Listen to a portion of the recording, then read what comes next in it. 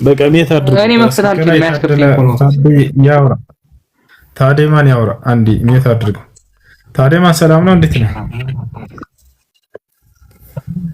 እኔ ላውራ እሱ እኔ ልቀጥል መጀመሪያ አለው። ጸጋና ሰላም ይብዛልህ። እንዴት ነህ? አይ ኖ አይደለም። ለሁላችንም የምትናገሩት ነገር በማስረጃ የተደገፈ ይሁን። ማውጣት የማትችሉትን ነገር ባትናገሩ። እሱ በማስረጃ አትናቴስ ወልድ ነው መላክ የተባለው ብሎ አብራርቶት። በቃ እሺ፣ በማስረጃ ስታወጣ ጊዜ እዛኔ እናወራበታለን። እሺ፣ አሁን ታዲማን ያወራ። ታዲማን እሺ፣ ቀጥል። ጥያቄ እንዴት ነህ? ሰላም ነው አለ። አልሐምዱሊላህ። አይ እንተማመን እንጂ አምላክ ነው። የአብርሃም አምላክ አባት እኔ ነኝ። በቃ ማለት እሺ። ጥያቄ ልጠይቅ ነው የመጣሁት። መጠየቅ እችላለሁ? እሺ፣ አንድ ጊዜ እሺ።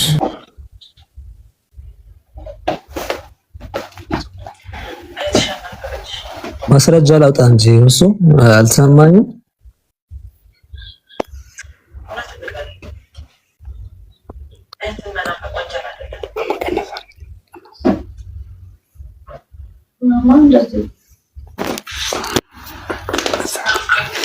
ታዲያ አንድ ቆይና ማስረጃ ላውጣለትና ትቀጥላለህ አንተ። እሺ አይ እናንተ እኮ ማቅረብ አልቻላችሁም። ምንድነው አትናቴዎስ ምናምን አትናቴዎስ መጽሐፍ ቅዱስ ላይ አይታወቅም ብሎ እዛ ጋር ይከራከራል እንዴ? ስለ አትናቴዎስ መጽሐፍ ቅዱስ የተጻፈ ነገር ነው። አይደለም እኔ መጽሐፍ ቅዱስ ላይ ነው እኔ ስለ መጽሐፍ ቅዱስ ነው እያወራ ያለሁት። ቆይና እንቀጥል። ባሪ ናቸው ነው መጽሐፍ ቅዱስ ላይ ነው እያወራ ያለሁት። መጀመሪያ ስትመጡ አንብባችሁ ተዘጋጅታችሁ አትናቴዎስ ያለው ደግሞ የቤተክርስቲያን መምህር በልህ ብትገባ እኮ በልህ ትወጣለህ። አንብበህ ተዘጋጅተህ ጥቅስ ይዘህ በቃል ሸምድደህ ነው መምጣት ያለብህ።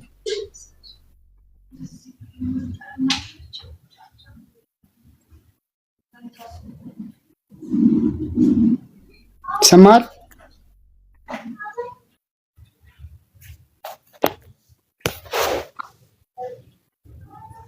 እኔ ነው እያወራ ያለው። አው ስትመጡ አንብባችሁ የምትጠይቁት ጥያቄ በቃል ሸምድደ ቻሌንጅ ለማድረግ ነው እንጂ መጽሐፍ ቅዱስ አላስኩም ይባላል እዚህ ውስጥ ተገብቶ። ማን ነው እንደዛ ያለው? ከዛ በፊት ያለው መጽሐፍ ቅዱስ ባይኖራቸው ለራሱ ሁሱ እያወጣላቸው አይደል እንዴ? ታዲያ ሲጠይቃቸው እኮ አትናቴዎስ አለ። አትናቴዎስ መጽሐፍ ቅዱስ ውስጥ የለም። ስለዚህ ቻሌንጅ ማድረግ አልቻሉም። ምንድነው ሃይማኖት ታዲያ? ምንድነው አንተ ሃይማኖት ምንድነው ታዲያ? እሺ ምክር ተቀበል። እኔ እየመከርኩ ነው። ተው እሱ እኔ ገባህ። ለማንኛውም ማላቀው አንተ ቆይ እሺ መቀጠል ትችላለህ። ቴዳ ጥያቄ ምንድነው? እሺ ጥያቄ ምን መሰለህ እንግዲህ እኔ እንደ እነሱ ሳይሆን ትንሽ የኔ ወጣ ያለ ጥያቄ ነው። በቁርአን ላይ አንድ 5 ቦታ ጎግል ላይ ነው ያገኘሁትኝ። አንድ 5 ቦታ የአላህ ስም በፕሉራል ተጠርቷል። ለምሳሌ ቁርአንን አወረድንላቸው ነው የሚለውና ያው አንተ ታውቀዋለህ ቦታውን። አላህ ለምን በፕሉራል በብዙ ስም ተጠራ? ቁርአን አላህ አንድ ነው ይላል።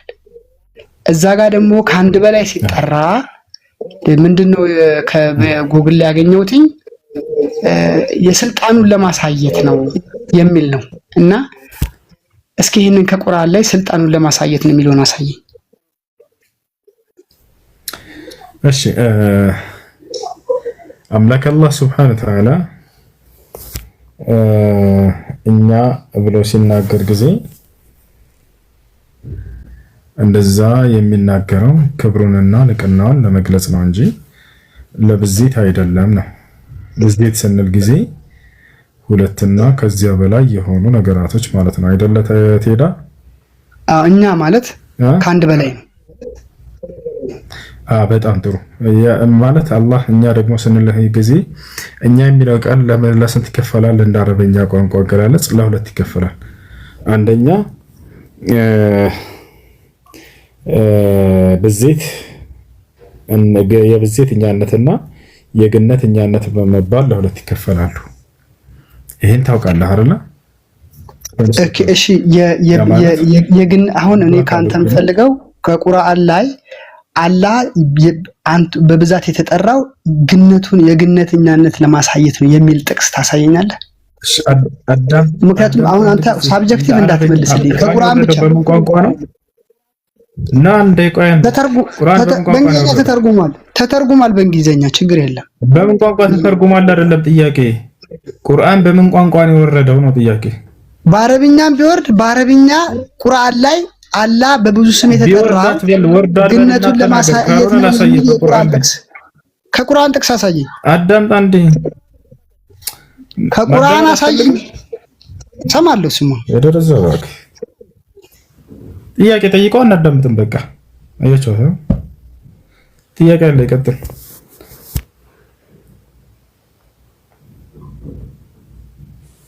ይሰማል ወገናችን። እንትን በትልቁ ላይ አድርገኝና ማስረጃ አንተ ስለ ክርስቶስ አምላክነት እኔ ክርስቲያን ነኝ።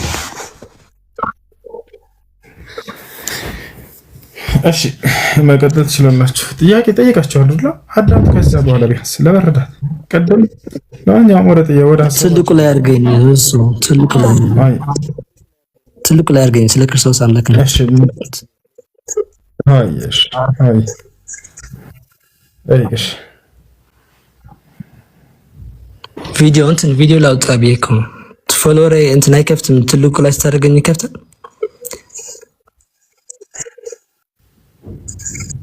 እሺ ከከፈተል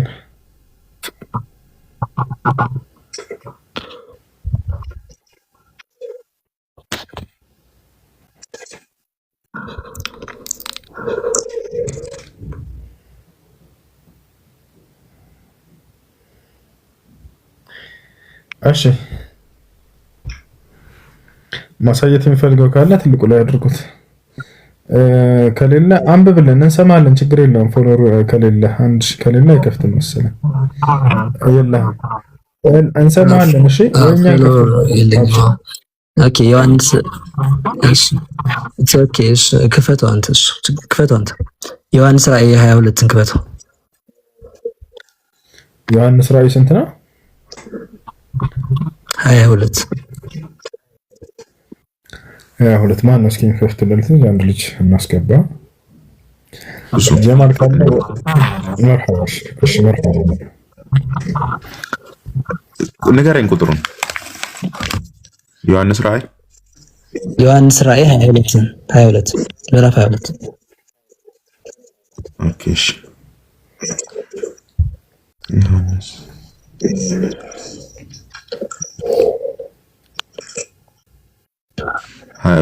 በአደባባይ ከሚለው ነው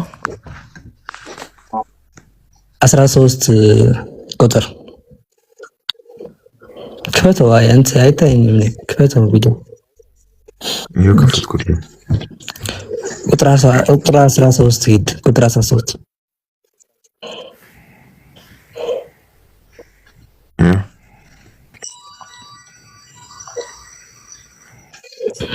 16 አንብበው እስኪ። ቁጥር 13 አንብበው። እሺ አንብብና አስረዳ። እሱ ያወጣልሃል። አንተ አስረዳ። ቀጥታ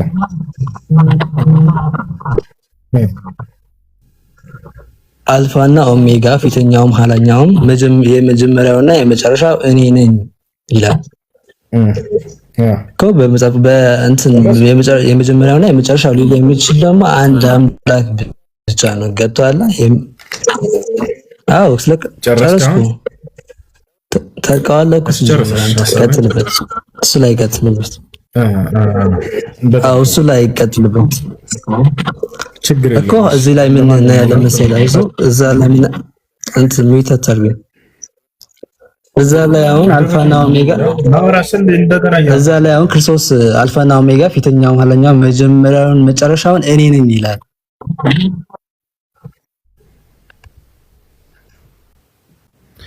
እሺ አዳምጥ። አሁን ደግሞ እኔ ልናገር ፍቀድልኝ። እሺ አዳምጥ ክርስቲያን። ኦኬ ቀጥል። እሺ አልፋና ኦሜጋ ማለት ነው።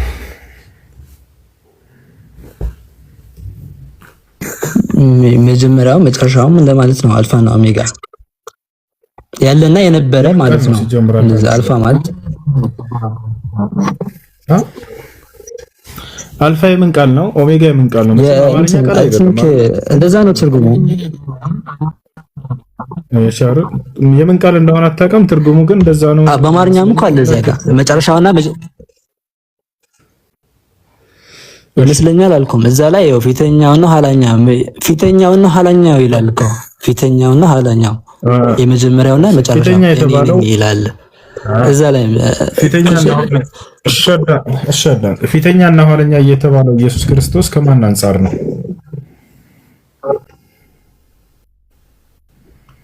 ከማን አንፃር ነው ፊተኛ የተባለው? ቀድሞ የነበረና አይደለም።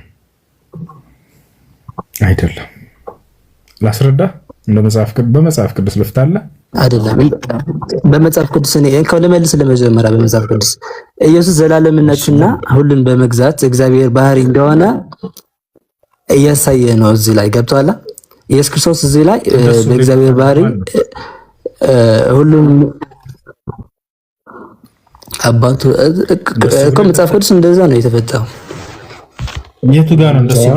መጽሐፍ ቅዱስ ላይ ማስረጃ እንደዛ ነው የተፈጠረው። እንደዛ ብሎ ማፍለታ መጽሐፍ ቅዱስ ነው አለ። የቱ ጋር ነው እንደሱ ብሎ የተፈጠረው? ፊተኛ እኮ ግልጽ እኮ ነው የሚል ማስረጃ የለም አይደለም የፈለኩት የተጻፈ ማስረጃ ቅድም የተናገረው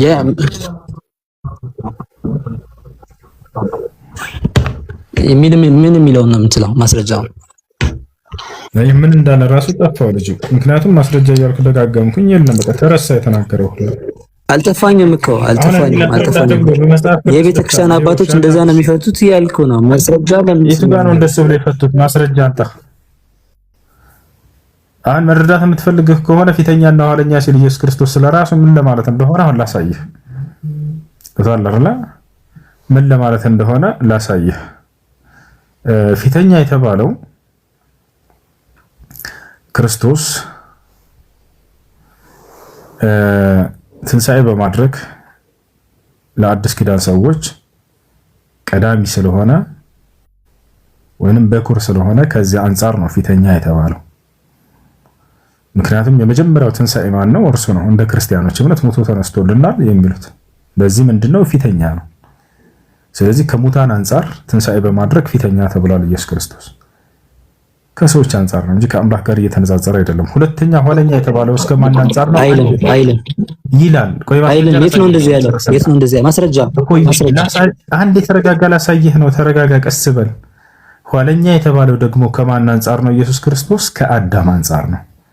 ምክንያቱም ሁለት ማንነቶችን ጳውሎስ ያነሳና ኢየሱስን ኋለኛው አዳም ነው ይለዋል። አያህርና ይላል። አሁን ማስረጃውን ላሳይህ ነው። እሺ ኢየሱስ ምን ተብሎ ይጠራል? ኋለኛ። የምን ኋለኛ? ኋለኛው አዳም። አሁን የተባለበትን የሁለቱንም ላሳየህ ነው። እሺ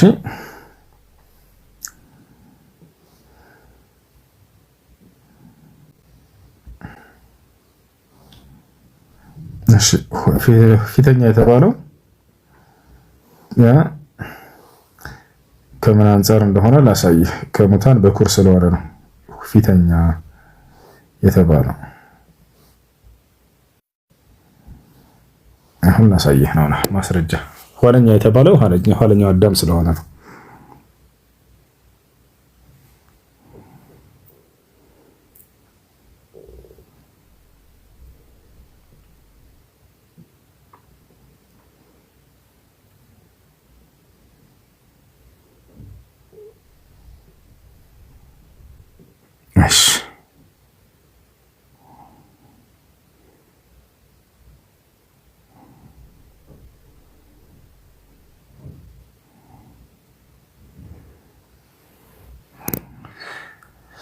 እሺ አንዴ ኋለኛው አዳም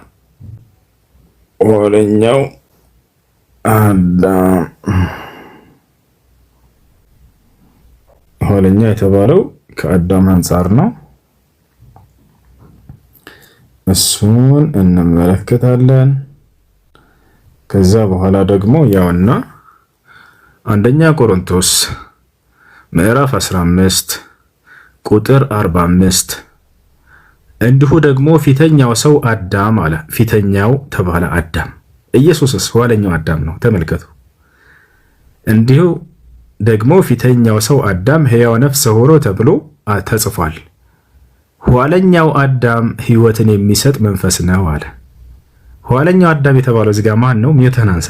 ሕይወትን የሚሰጥ የተባለው ማን ነው? ኋለኛው አዳም ኢየሱስ ነው። በላ እንደ ሚውተን አንሳና ክርስቲያን ቶሎ ኢየሱስ ነው። ኋለኛው አዳም የተባለው እዚህ ጋር ማን ነው? አንደኛ ቆሮንቶስ ምዕራፍ 15 ቁጥር 45 ቆይ እንትን ላውጣው እዚህ ጋር አብሽር።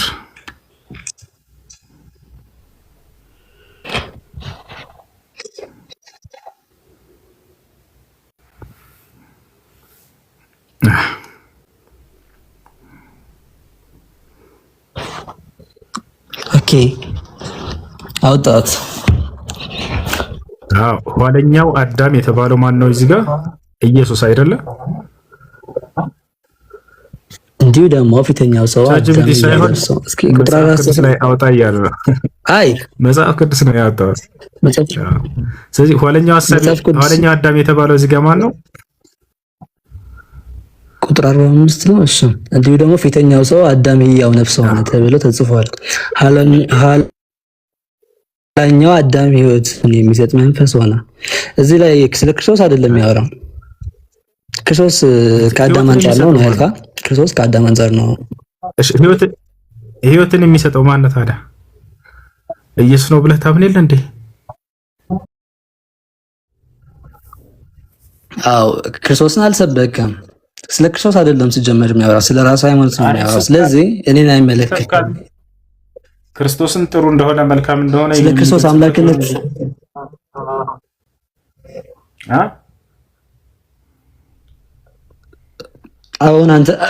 አሁን ነብይ መሐመድን እውነተኛ ነብይ ነው ብለን የምታምነው? እኔ እውነተኛ ነብይ ናቸው እያምናለሁ። በምንድን ነው እንደዛ ያልከው? በምን ምክንያት እውነተኛ ነብይነት በምን አረጋገጥ? አናዳም ትንሽ ቅድም የነብይነትን መስፈርት ንገረኝ ስለው ሊናገር አልቻለም። እኔ ግን ልንገርህ የነብይነትን መስፈርቶች። አንደኛ አንድ ነብይ የነብይነት ማረጋገጫ ትንቢትን ይናገራል፣ ያ ትንቢት ይፈጸማል። ትንቢትን ይናገራል፣ ያ ትንቢት ይፈጸማል። ነብዩ መሐመድ ሰለላሁ ዐለይሂ ወሰለም ደግሞ ከ1000 በላይ ትንቢቶችን ተናግረው የተፈጸማሉ። ይቷል እንደኛ እሱ ነው። ሁለተኛ አንድ ነብይ በህዝቦቹ መካከል ተአምራትን ያደርጋል፣ አይንን ያበራል፣ ይፈውሳል፣ ሌሎችን ያደርጋል። ነብያችን ሰለላሁ ዐለይሂ ወሰለም ከ1000 በላይ ተአምራቶችን ሰርተዋል። ከ1000 በላይ አይንን ያበሩ ነበር፣ አይንን መልሰዋል። ነብዩ ሰለላሁ ዐለይሂ ወሰለም እዛው ቁጭ ብለው ነብዩ ሰለላሁ ዐለይሂ ወሰለም እያስተማሩ እያለ ከዕለታት አንድ ቀን ከተወለደ ጀምሮ አንድ ማየት የተሳነው ሰው መጣ ባጠገባቸው። አንተ የአላህ መልእክተኛ ሆይ ማየት እፈልጋለሁኝ፣ አይኔ እንዲበራልኝ ይጸልዩልኝ አላቸው። ነብዩ ሰለላሁ ዐለይሂ ወሰለም ብትታገስ ግን ላንተ የተሻለ ነው አሉት። አይ ማየት ነው የምፈልገው አለ። ነቢያችን ሰለላሁ ዐለይሂ ወሰለም ወዲያው ጸለዩለት፣ ወዲያው አይኑ በርቶለት ተመለሰ ሰውየው። ሌላ ቦታ ልክ እንዲሁ አይነ አልይ ብን አቢ ጣሊብ አሉ። ታሪኩ ረዘም ይላል። አልይ ብን አቢ ጣሊብ የት ነው ሲሉ ጊዜ እነሆ እሽተኪ አይነህ ያ ረሱላህ አላቸው። እርሱ ማየት ተስኖት ቤቱ ነው ያለው እኮ አሏቸው። የቱኒ ቢህ አሉ። ሊፈውሱት ምን አሉ? ሂዱና አምጡልኝ አሉ። ፈኡትየ ቢሂ ፈበሰቀ ፊ አይነህ ፈሹፍየ ከአን ለም የኩን ቢሂ ወጅዕ ፈቡሪአ ከአን ለም የኩን ቢሂ ወጅዕ ፊ ሪዋየቲን ኡኽራ። ወዲያው አመጡላቸው ማየት የተሳነውን ሰው በአይኖቹ መካከል እትፍ አሉበት፣ ወዲያውም ተፈወሰ ይላል አይኑ። ወዲያውም አይኑ ተፈወሰ፣ ማየት ጀመረ። ከዚያ በፊት የህመም ምልክት የማይታይበት ንጽት ያለ ሆኖ እስኪታይም ድረስ ደረሰ አይኑ አሉ። አንድ ሰው እኮ ሲሻለው ጊዜ የሆነ ቀላቱ ቀስ ቀስ እያለ ነው የሚጠፋው አይደለ? የአልይ ግን እንደዚህ አልነበረም። ወዲያው የአይን እማኞች ያዩ ተአምሮ ሲሰራ ያዩት ሰሃቦች ሲመሰክሩ ምን አሉ? የህመም ምልክት ራሱ የለውም ነበር፣ ንጽት ያለ ነጭ ሆኖ ተመለከትን አሉ። ያሰላም ነቢያችን ሰለላሁ ዐለይሂ ወሰለም ከዕለታት አንድ ቀን በሌላ ጊዜ ምግብ ለጥቂት ሰው ለአራት ሰው ለሶስት ሰው የምትበቃ ትንሽዬ ምግብ ተጋበዙ። ታሪኩ ረጅም ነው። ከዚያ በኋላ ሶሃቦቻቸው ደግሞ ከ1400 ያላነሱ ናቸው። ብቻቸውን ሊበሉ አልወደዱም። ነብዩ ሰለላሁ ዐለይሂ ወሰለም ኑ ወንድሞቼ ምግብ ተጋብዣለሁ እንሂድ አሏቸው። የቤቱ ባለቤት የጋበዛቸው ሰው አንቱ የአላህ መልእክተኛ የጋበዝኳቸው ምግብ ትንሽ ነች፣ ከእርሱ ጋር እንዳው 3-4 ሰዎች ካልሆነ በስተቀር ይሄ ሁሉ ህዝብ አያበላም እኮ አላቸው። አይ ችግር የለውም አሉትና አንተ ዝም ብለህ ወደ ቤት ምራኝ አሉት። መራቸው። ነብዩ ሰለላሁ ዐለይሂ ወሰለም የተሰራው ምግብን አመጡና ተቀብለው ባረኩት፣ ጸሎት አደረጉበት፣ ዱዓ አደረጉበት። ከዚያ በኋላ የዓይን እማኝ ሰሃቦች ይህንን ተአምር የምንነግራቸው በኢስላም እንዲህ ተብሎ ተሰራ ምናምን ሳይሆን ያዩ ሰዎች ናቸው እየዘገቡ ያሉት የተቋደሱ ያንን ተአምር። ከዚያም ምን አሉ? ፈአከልና ይላሉ። አያቸው አይደለ? ሰምተው ምናምን አይደለም፣ አይተው። ያየና የሰማ እኩል አይደለም። በላንም ከዚያ አሉ ሰሃቦች። ከ1400 በላይ የሚሆን ህዝብ ጠገብን። መጨረሻ ላይ እርሳቸውን በሉ ነብዩ ሰለላሁ ዐለይሂ ወሰለም። ነገር ግን ስንመጣ እንደነበረ ነው ምግቡ ራሱ ጠግበን አሉ፣ አልቀነሰም አሉ። ያ ሰላም! ለጥቂት ሰው የምትበቃን ምግብ ለብዙ ህዝብ የመባረክን ተአምር ተሰጥተው ነበር ነብዩ ሰለላሁ ዐለይሂ ወሰለም። አስበው 3 ፉል ቀርቦ ያንን ለ1500 ህዝብ እንዲበላ ማድረግ ማለት ነው። ሁሉም ጠግቦ ተነሳ፣ ሆዳቸው ሞልቶ ፈሸቢዕና ወርተወይና አሉ ሰሃቦች። ጠገብን አሉ፣ ከምግቡም ከውሃው ከሁሉም ነገር። ልክ እንዲሁ ከዕለታት አንድ ቀን ነቢያችን ሰለላሁ ዐለይሂ ወሰለም ሶላት ደረሰባቸው ሰሃቦቻቸው ከ1500 ያላነሱ በርካታ ሰሃቦች። አሁንም ልክ እንዲሁ እንትን ጠይቋቸው፣ ውዱ ማድረጊያ ውሃ የለንም አላቸው ነብዩ ሰለላሁ ዐለይሂ ወሰለም። እና ውዱ የምናደርግበት ውሃ የለንም፣ እንዴት እናድርግ አንተ አላህ መልክተኛ ብለው ጠይቋቸው። ከዚያ ከጣቶቻቸው መካከል በአላህ ስም ብለው እንዲባረክላቸው አደረጉ፣ ወይም እንዲወጣላቸው አደረጉ። ሰሃቦችን በጣቶቻቸው መካከል ከሚመጣው ውሃ ሁላቸው ውዱ አደረጉ፣ ታጠቡ። ከጣቶቻቸው መካከል አስባችሁታል? እንዲህ ከጣት መካከል ውሃ መውጣት። ያ ሁሉ ህዝብ ሰሃቦች እያንዳንዳቸው በተራቸው እየመጡ ውዱ ማድረጋቸው። ሌላም በርካታ ተአምራትን ነቢያችን ሰለላሁ ዐለይሂ ወሰለም 7ቱን ሰማያት አድርገው ሄደዋል። ከኢየሩሳሌም እስከ መካ እስከ ቤተል መቅደስ ሄደው በአንድ ሌሊት ከዛ 7ቱን ሰማያት አድርገው ሄዱ። ከአምላክ ጋር በቀጥታ ተነጋግረዋል። ገነትን አይተዋል፣ ገሃነምን አይተዋታል፣ መላእክቶችን አይተዋቸዋል። በአካል እንደዚህ ማየት ማን ነው? መላእክን የማየት አቅም ያለው ላይ የለም ማለት አላህ የገለጠለት ካልሆነ በስተቀር። ስለዚህ ነቢያችን ሰለላሁ ዐለይሂ ወሰለም ያደረጓቸው ተአምራቶች በጣም በርካቶች ናቸው። ስለ ገነት ስለ ገሃነም ሲያስተምሩ በአስተምሮ ደረጃ ብቻ አይደለም። ሁሉም ነቢይ ሲያስተምር ገነት የምትባል ሀገር አለች፣ ገሃነም የምትባል አለች ነው የሚላቸው። ነብዩ ሰለላሁ ዐለይሂ ወሰለም ሌላ ታሪክ ናቸው። መናገር ብቻ ሳይሆን በትምህርት ደረጃ ብቻ ሳይሆን ገነትን አይቻታለሁ ብለው የተናገሩ ነብይ ናቸው። ቃል በቃል ኢጠላዕቱ ፊል ጀና ይላሉ። ገነትን አይቻታለሁ ይታቻል። ያ ኦኬ። አሁን ልቀጥል ላሮ ቀጥልሽ ላሮ ልጠይቅ። አሁን አንተ እንዳወራው አሁን ነብዩ መሐመድ ተአምራቶች እንደሰራ ምናምን አሁን ነው የነገርከኝ። አላውቅም ነበር፣ እሱን አላየሁም። እና ደግሞ እኛ ላይ ምን ይላል መሰለህ? በተአምራቶች ብቻ ነብይ መሆን አይችልም። አንድን ሰው ተአምራቶችን ያደርጋሉ ይለናል። መጣኛ ጋር ተአምራቶችን ያደርጋሉ። በክርስቶስ ስቅላትን የሚክድ አንድ ነብይ አይደለም። ገብቶሃል? የክርስቶስን ስቅላት የሚክድ ከሆነ ማስረጃ ክርስቶስ ተሰቅሏል አልተሰቀለም? ማስረጃ ላሳይ ነው። እንደገና የጠየከኝ ነው። አልተሰቀለም፣ ውሸት ነው። ክርስቶስ አልተሰቀለም። በታሪክ ግን እንደተሰቀለ ብዙ እንትን ዘግበዋል። እንደምትቀበል በታሪክ እንደተሰቀለ ይታወቃል። በሃይማኖት ሳይሆን በታሪክ እንደተሰቀለ ይታወቃል። ታሪክ ማስረጃ ማን የጻፈው ታሪክ? ማን የጻፈው? ዩሲፊዮስ ማን ነበር ስሙ? እንትን ረሳሁት። ቆይ ዩሲፊዮስ የአይሁድ ታሪክ ጸሐፊ ጽፏል። ክርስቶስ መሰቀሉን ብዙ ታሪኮች አሉ። ሰብቻሉ ታሪክ ማስረጃ አይሆንም ለእምነት። ታሪክን መሰረት አድርጎ አምላክ አይተሳሰብም። የትንሣኤ ቀን አምላክ የሚተሳሰብ የትንሣኤ ቀን በመለኮታዊ መጽሐፍ ነው፣ በተናገረው መጽሐፍ መሰረት ነው። መጽሐፍ ቅዱስ ላይ እምነትህን ከአምላክ የመጣ ቃል ነው ካልክ እርሱን ማረጋገጥ ሲጀምር ከአምላክ የመጣ ቃል አይደለም። በእንትና ሉቃስ ይናገራል። ሁሉን ተከታታይ አንድም የመጽሐፍ ቅዱስ ጸሐፊ ይሄ የአምላክ ቃል ነው የሚጽፈው ብሎ የተናገረ የለም። ክርስቶስ ሐዋርያቶች ነቢያቶች እኮ ነቢያቶችና ሐዋርያቶች በክርስቶስ ዘንድ ነበር የተላኩት ሰዎች ናቸው።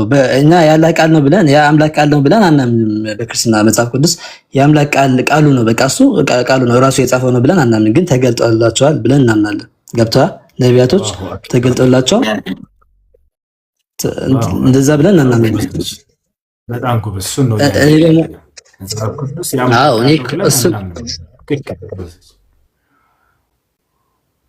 የአምላክ ቃል እንደዛ አይደለም እኮ ማን ገብቶሃል? እናንተ ያላህ ቃሉ ነው የምትሉ ባህሪው ነው በቃ ያሱ የራስ ባህሪው ነው የምትሉት ገብታችኋል? እኛ አምላክ እንደዚህ ድምጻት ወይ ቃሉ የሆነ እንደዚህ ድምጻት ነው ብለን አናምን። ገብቶሃል? የአምላካችን ቃል ስንል ቃሉ ራሱ ፈጣሪ ነው። ቃሉ ራሱ ፈጣሪ ነው የአምላካችን ቃል ስንል ማለት ነው።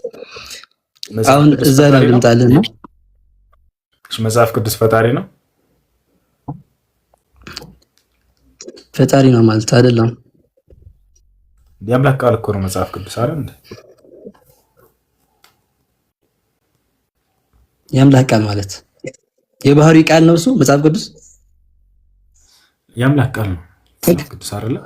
ተገልጦ እኮ አልኩ ተገልጦላቸው ነው እንጂ እንትና ቆይ ሰማኛ እንዴ ክርስቶስ የአምላክ ቃል ነው ብለን እናምናለና እንደ ክርስቶስ የአምላክ ቃል ነው እሱ እንደዛ አይደለም። ቃል ማለት ምን ማለት ነው? ኮንቴክስቱን አልገባም። ኮንቴክስቱ ምንድን ነው? ቆይ ኮንቴክስቱ እንትን ነው መጽሐፍ ቅዱስ የእግዚአብሔር ቃል ነው ማለት ኮንቴክስቱ በራሱ እንትን ነው ተገልጦላቸው ሐዋርያቶች ነቢያቶች የጻፉት ነው። ገብቶሃል?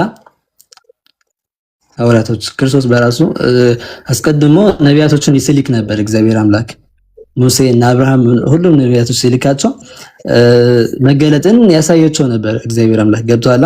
ያ መገለጥ ነው ብዬ ነው የማምነው። መገለጥ በሌላ ኮንቴክስት የእግዚአብሔር ቃል ነው ሊባል ይችላል። ገብቶሃል? ግን ቃሉ ራሱ ነው ልትለኝ አልችልም። እንደዛ አይልም እንትን መጽሐፋችን እና ላይ ደግሞ አንተ ክርስቶስ መሰቀሉ ላይ ልምጣለ ክርስቶስ መሰቀሉ ላይ ልምጣለ አሁን በእኛ ሲል ወደ እኔ መጣ ይላል መጽሐፍ ቅዱስ ላይ ሕዝቅኤል ምን አለ? ሕዝቅኤል 23 ከአንድ ጀምሮ የእግዚአብሔር ቃል እንዲህ ሲል ወደ እኔ መጣ ይላል። የዛኔ የመጣው የእግዚአብሔር ቃል ነው አይደለም? ወደ ሕዝቅኤል መልስ እኮ ትእዛዙ ማለት እንደማለት ነው እያልኩ እኮ ነው እኔ እንትን አልገባም። ይሄ መጽሐፍ ቅዱስ ጽሑፍ የእግዚአብሔር ቃል ነው አይደለ? የመጽሐፍ ቅዱስ የእግዚአብሔር ቃል ነው። አዎ እግዚአብሔር ራሱ ነው የጻፈው አይደለም? ማን የጻፈው ሳይሆን ቃሉ የእግዚአብሔር ቃል ነው አይደለም? መጽሐፍ ቅዱስ ሰዎች ሐዋርያቶች ሰዎች የጻፉት የእግዚአብሔር ቃል ነው። ማን ጻፈው አይደለም ጥያቄ። መጽሐፍ ቅዱስ የእግዚአብሔር ቃል ነው ወይ አይደለም? መለስኩልህ እኮ አዎ የእግዚአብሔር ቃል ነው። የእግዚአብሔር ትእዛዝ ነው። ስለዚህ እግዚአብሔር ቃል ከሆነ መጽሐፍ ቅዱስ ፈጣሪ ነው አይደለም? አይደለም። የእግዚአብሔር ቃል ፈጣሪ አይደለም ማለት ነው። ማሻአላህ ጥሩ ማስተካከል። የእግዚአብሔር መለኮታዊ ቃሉ አይደለም። አንተ የምትለው መጽሐፍ ቅዱስ የእግዚአብሔር መለኮታዊ ቃል ነው ብለን አናምንምና የት ነው እንደዚያ ያው እስካሳይ ማስረጃ። ማሻአላህ የእግዚአብሔር ቃል መለኮታዊ ቃል አይደለም። ማሻአላህ የእግዚአብሔር ቃል መጽሐፍ ቅዱስ የእግዚአብሔር ቃል ነው። ነገር ግን የእግዚአብሔር ቃል ፈጣሪ ሊባል አይችልም ነው እያለን ያለው። እንደዛ አላልኩም። እሱ እንደዛ አላልኩም። ይሄ የእግዚአብሔር ትእዛዝ ነው ነው ያልኩት። ምን አልኩ? የእግዚአብሔር ቃል ሲባል በኮንቴክስት ስንረዳው የእግዚአብሔር ትእዛዝ እንደማለት ነው እኮ አልኩ። እሱ ፖለቲካ ለመስራት ከሆነ እንጃ አላውቅም፣ ግን እንደዛ አላልኩም። እንደዛ አይደለም ሐሳቤ፣ እንደዛ አይደለም። ገብቶኛል። ሮቤል ሰላም ነው? እንዴት ነው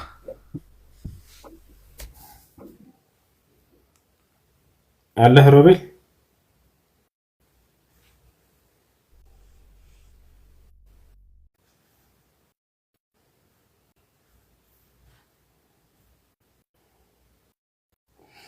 እሺ ከላይ ያለው አለ አሎ ሰላም ናችሁ? እሺ ደህና ነኝ አልሐምዱሊላህ። እግዚአብሔር ይመስገን። ያለው እንዴት ነው? ደህና ነኝ አልሐምዱሊላህ። አለን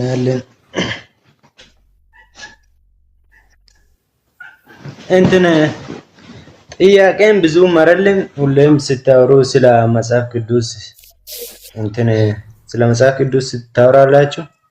እኔም ማውራት የሚፈልገው እዚህ ጋር መጽሐፍ ቅዱስን የጻፉ ነቢያቶች ነው ስህተት ያለው ወይስ እኛ አለመረዳት ነው ችግሩ? ወይስ መጽሐፍ ቅዱስ ላይ ያለው እግዚአብሔር ነው ራሱ የተሳሳተው ለማለት እሱን እንድታስረዳኝ ፈልጌ ነው። እሺ በመጀመሪያ ይህ መጽሐፍ ቅዱስ ተብሎ የሚታሰበው አምላክ አላህ ሱብሓነሁ ወተዓላ በቀደሙት ነቢያቶች በኩል ተናግሮት የነበረ ቃሉ ሲሆን ሰዎች ግን ከጊዜ በኋላ ከነቢያት እጅ ተቀብለው ከነቢያት በኋላ የመጡ ትውልዶች በርዘውት ነው የራሳቸውን ቃል ጨምረውበት ያለውን እውነታ ቀንሰውት ያለውን መጽሐፉ ላይ የተሳሳተ ግንዛቤ እየሰጡ ምእመኑን በማሳት ፈጣሪ የሆነውን ትተው የተፈጠረውን ክርስቶስን ወደ ማምለክ የወሰዱበት የሆነ መጽሐፍ ሆኗል።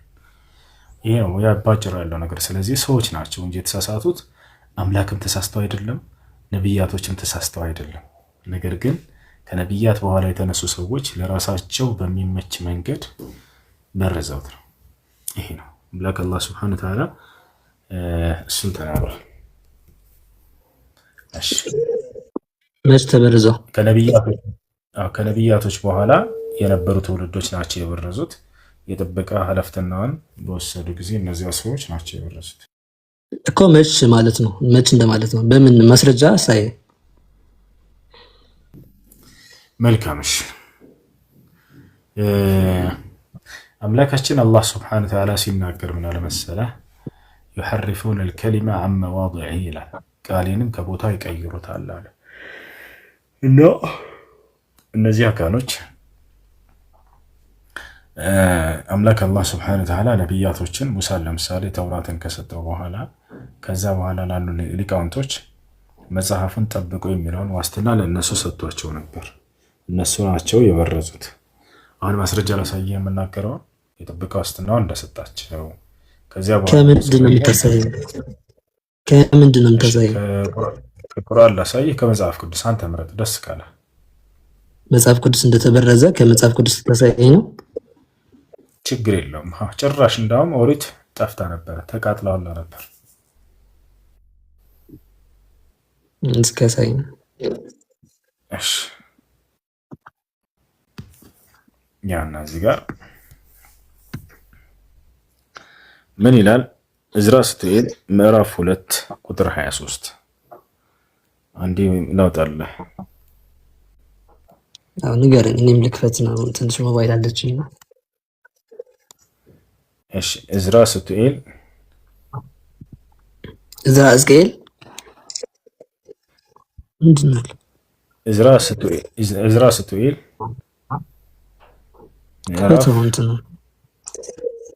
እሺ ችግር የለም እከፍታለሁ። ያውና እንክፈተው እዚህ ጋር መጽሐፈ እዝራ ስትሄድ ምዕራፍ 2 ቁጥር 23 ላይ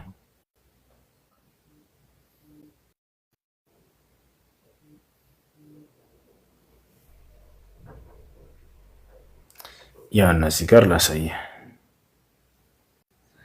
ትታያለች። እቺ ቀን ምን ይላል? እዝራ ስትሄድ እኔ ግን የልዑልን መንገድ እጠይቅ ዘንድ አልወደድኩም። ከኔ ጋር ነህ? እየሰማሁ ነው። አዎ ተከታተል። እዚህ ጋር እኔ ግን የልዑልን መንገድ እጠይቅ ዘንድ አልወደድኩም፣ ሁልጊዜ በእኛ ላይ ስለሚያልፈው እንጂ። እስራኤል በውርደት ለአሕዛብ የወደድከውም ሕዝብ ለኃጢአተኞች ሕዝብ ተሰጥቷልና የአባቶቻችንም ኦሪት ጠፍታለችና በውስጧም የተጻፈው ቃል ኪዳን የለምና። ስለዚህ ኦሪት ጠፍታለች፣ ቃል በቃል ኦሪት ጠፍታለች። ይህን ይመስላል። እሺ እስኪ ቆይ ልክፈተው ኮንቴክስቱን ልረዳ ዝም ብሎ ይፈላሰፋል ባላ አንበብ ይላል። ቃል በቃል ጠፍታለች። ለምን አትቀጥለውም? ምንም እዚህ ካነበብከው ጀምረህ ትንሽ ቀጥላ አንብበው። አሁን አነበብከው ቀጥላ አንብበው። ለምን ባጭሩ ታቆማለህ? ኦሪት መጥፋቱን ላሳየህ በክዬ እኮ ነው ዘለቀ። እሱ ላይ ኦሪት መጥፋቱን ቃል በቃል አሳየው። ጠፍቷል አባቶቻችን ቃል እያለ ነው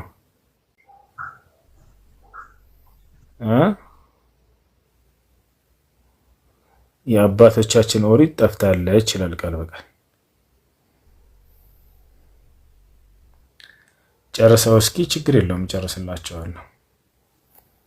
ያው የአባቶቻችንም ኦሪት ጠፍታለችና በውስጧም የተጻፈው ቃል ኪዳን የለምና ከዓለም እንዳንበጣ እናልፋለን፣ ሕይወታችንም እንደ ጢስ ነው። ምሕረትን ለማግኘት የተገባን አይደለም። ነገር ግን በእኛ ስለተጠራ ስለ ቅዱስ ስሙ ምን እናደርጋለን? ስለዚህ ነገር ጠየቅኩ ይላል። ምንም አዲስ ነገር የለውም። ከአንተ በፊት የላኳቸውን መልእክተኞችን ነብያቶችን ጠይቅ ለማለት ነው ብሎ ተናገረ።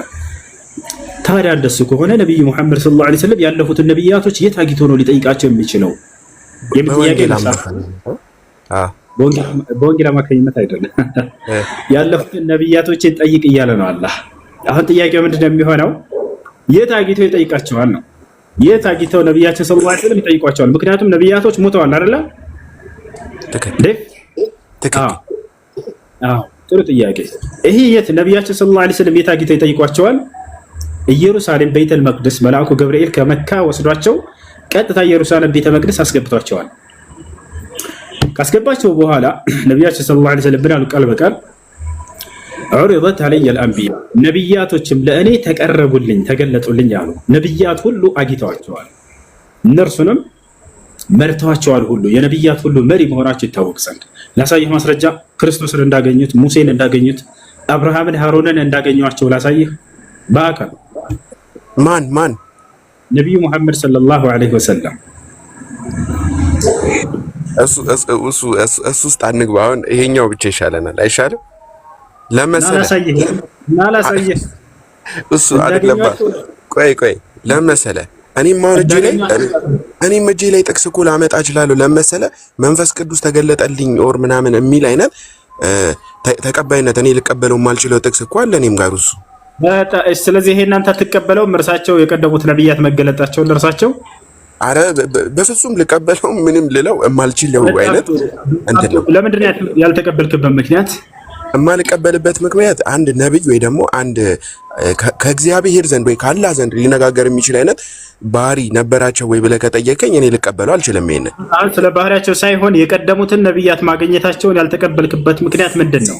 ምክንያቱም ያለፉት ነብያቶች ሞተዋልና ዳግም ሊነሱ አይችሉም ነው አይደለ? ሊመጡ አይችሉም፣ ሊገለጡ አይችሉም ነው። ሊገለጡ አይችሉም ምናምን ልል አልችልም። ለምሳሌ በእኛው አስተምሮ አሁንም ኢየሱስ ክርስቶስን በመንፈስ የሚያናግሩ ሰዎች ወር በመገለጥ ሊያገለግሉ የሚችሉ ማናገር አይደለም፣ በመንፈስ ማናገር አይደለም፣ በአካል መጥተው ማየታቸውን ነው እየጠየኩኝ ያለው። ስለዚህ ለምን አላህን አላዩትም?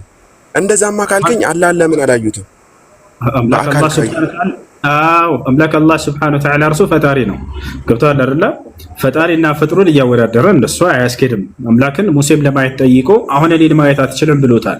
ነገር ግን ወደፊት እንደምናየው ቃል ገብቶልናል። አሁን ግን እየጠየቅኩ ያለሁት ስለ ግለሰቦች፣ ስለ ሰዎች ነው፣ ስለ ፍጥሮች ነው። ፍጥሮችን ማየት እንችላለን። አምላክ ፍጥሮችን ለማየታቸው ማስረጃው ምንድን ነው? ችግር የለውም። እሺ ግን እሱ ስታመጣ እኔም ማስረጃ ላምጣላ። ይሄኛውን ጥቅስ የቱ ጋር እንዳለ ተነግረኝ። ከመጽሐፍ ቅዱስ ማስረጃ ልሰጥህ ነው። እሺ ከመጽሐፍ ቅዱስ ለአንተ ለራስህ ማለት ነው፣ አንተ እንድታምንበት ማስረጃ ስጠኝ ስላልክ። በቁርአን ብሰጥህማ ነብያት ተገልጠውላቸዋል ስልህ አልቀበልም አልክ። እንድትቀበል ግን የሚያደርግህ የራስህ መጽሐፍ ላይ ማስረጃ ልሰጥህ ነው። ገብቶሃል? ኢየሱስ ክርስቶስ ከእርሱ በፊት ያሉ ነብያቶችን የሞቱ በክርስቶስ ዘመን እነ ኤልያስ እነ ሙሴ ምናምን ሙተው ነበር አይደለ? ሶስቱ በተራራ ላይ ሶስቱ ተገለጡለት። አይዋ ነገር ግን እነዚህ ነብያቶች መጥተው ለሙሴ ተገልጠውለታል አይደለ? ለማን? ለማን ነው? ለኢየሱስ ክርስቶስ መጥተው ተገልጠውለታል። እንዴት የሞቱ ሰዎች እንደገና ተነስተው ተገለጡለት? እንዴት አመንክ? እግዚአብሔር እንዴት አመንክ ማለት እንዴት አመንክ? ሁለት ምስክር ነበሩት፣ ጴጥሮስና ዮሐንስ ነበሩ። ስለ ምስክር አይደለም ጥያቄ፣ ስለ ምስክር ሳይሆን ጥያቄ የሞቱ አካሎች ተነስተው እንዴት ተገለጡለት ለኢየሱስ ክርስቶስ? ሲጀመር እሱ ጋርም ቢሆን በምሳሌ ሊያስረዳቸው ፈልጎ አብ ወልድ መንፈስ ቅዱስ ግን እሱ ብቻ ሳይሆን ሊያገለግሉት መጡ ነው እኮ። እሱን እኮ አገለገሉት ነው። ስለዚህ ተገልጠውለታል አይደለ? መገለጣቸውን እንዴት ተቀበልክ? ሙተዋል ነበር እንዴ? ምስክር ስለሆነ ከአንድ ብርቱ ሁለት ምስክር ስላገኘው ኢየሱስ ቢናገር ብቻ ድንገት ተቀባይነት አላገኝም ልል ይችል ይሆናል። አሁን ስለ ምስክሮች ሳይሆን ጥያቄ የሞቱት የበሰበሱት አካሎች እንዴት ተነሱ ነው? በምን ኃይል? በመንፈስ ማን አስነሳበት? ለኢየሱስ ክርስቶስ በእግዚአብሔር ወይ ደግሞ በኢየሱስ ክርስቶስ። እሱን ነው እያልኩኝ ያለሁት። ኦኬ ለነቢያችን ሰለላሁ ዐለይሂ ወሰለም አምላክ አላህ ሱብሓነሁ ወተዓላ እነዚያን የቀደሙትን የሞቱ ነቢያቶችን ሁሉ አስነሳላቸውና በራሱ ኃይል ማለት ነው አምላክ። ከዛ ከፊታቸው አቀረበላቸው። እንዳገኟቸውም አሁን ነቢያትን ሁሉ እንዳገኟቸውና እንደተገለጡላቸውና ነቢያችን ሰለላሁ ዐለይሂ ወሰለም እነ አብርሃምን እነ ሙሴን እነ ሃሮንን ክርስቶስን ሳይቀር በአካል እንዳገኙት አሁን ላሳያችሁ፣ ማስረጃ ላወጣላችሁ።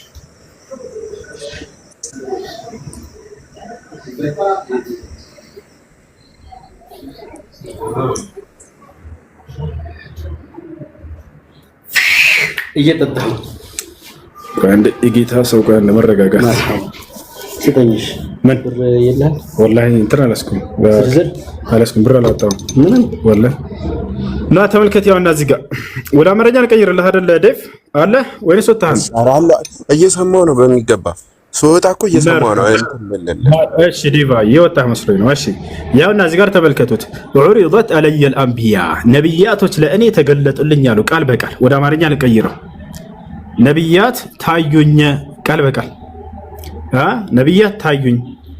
ከነዚያ መካከል ለናሙናነት ያክል ማን ገለጹ? ካያቸው መካከል ሙሴን አየሁት አሉ። ቀጣይስ ማን አዩ? የማርያምን ልጅ ኢየሱስን አየሁት። አላሁ አክበር። ነቢያችን ሙሐመድ ሰለላሁ ዐለይሂ ወሰለም የማርያምን ልጅ ኢየሱስ ክርስቶስን አግኝተውታል። የት ነው ያገኟቸው? ኢየሩሳሌም የሚገኘው ቤተ መቅደስ ውስጥ ነው ያገኟቸው። ወደ ታች እንመጣለን። ሌላ ማንን አግኝተዋል? እነ ገብርኤልን አግኝተዋል።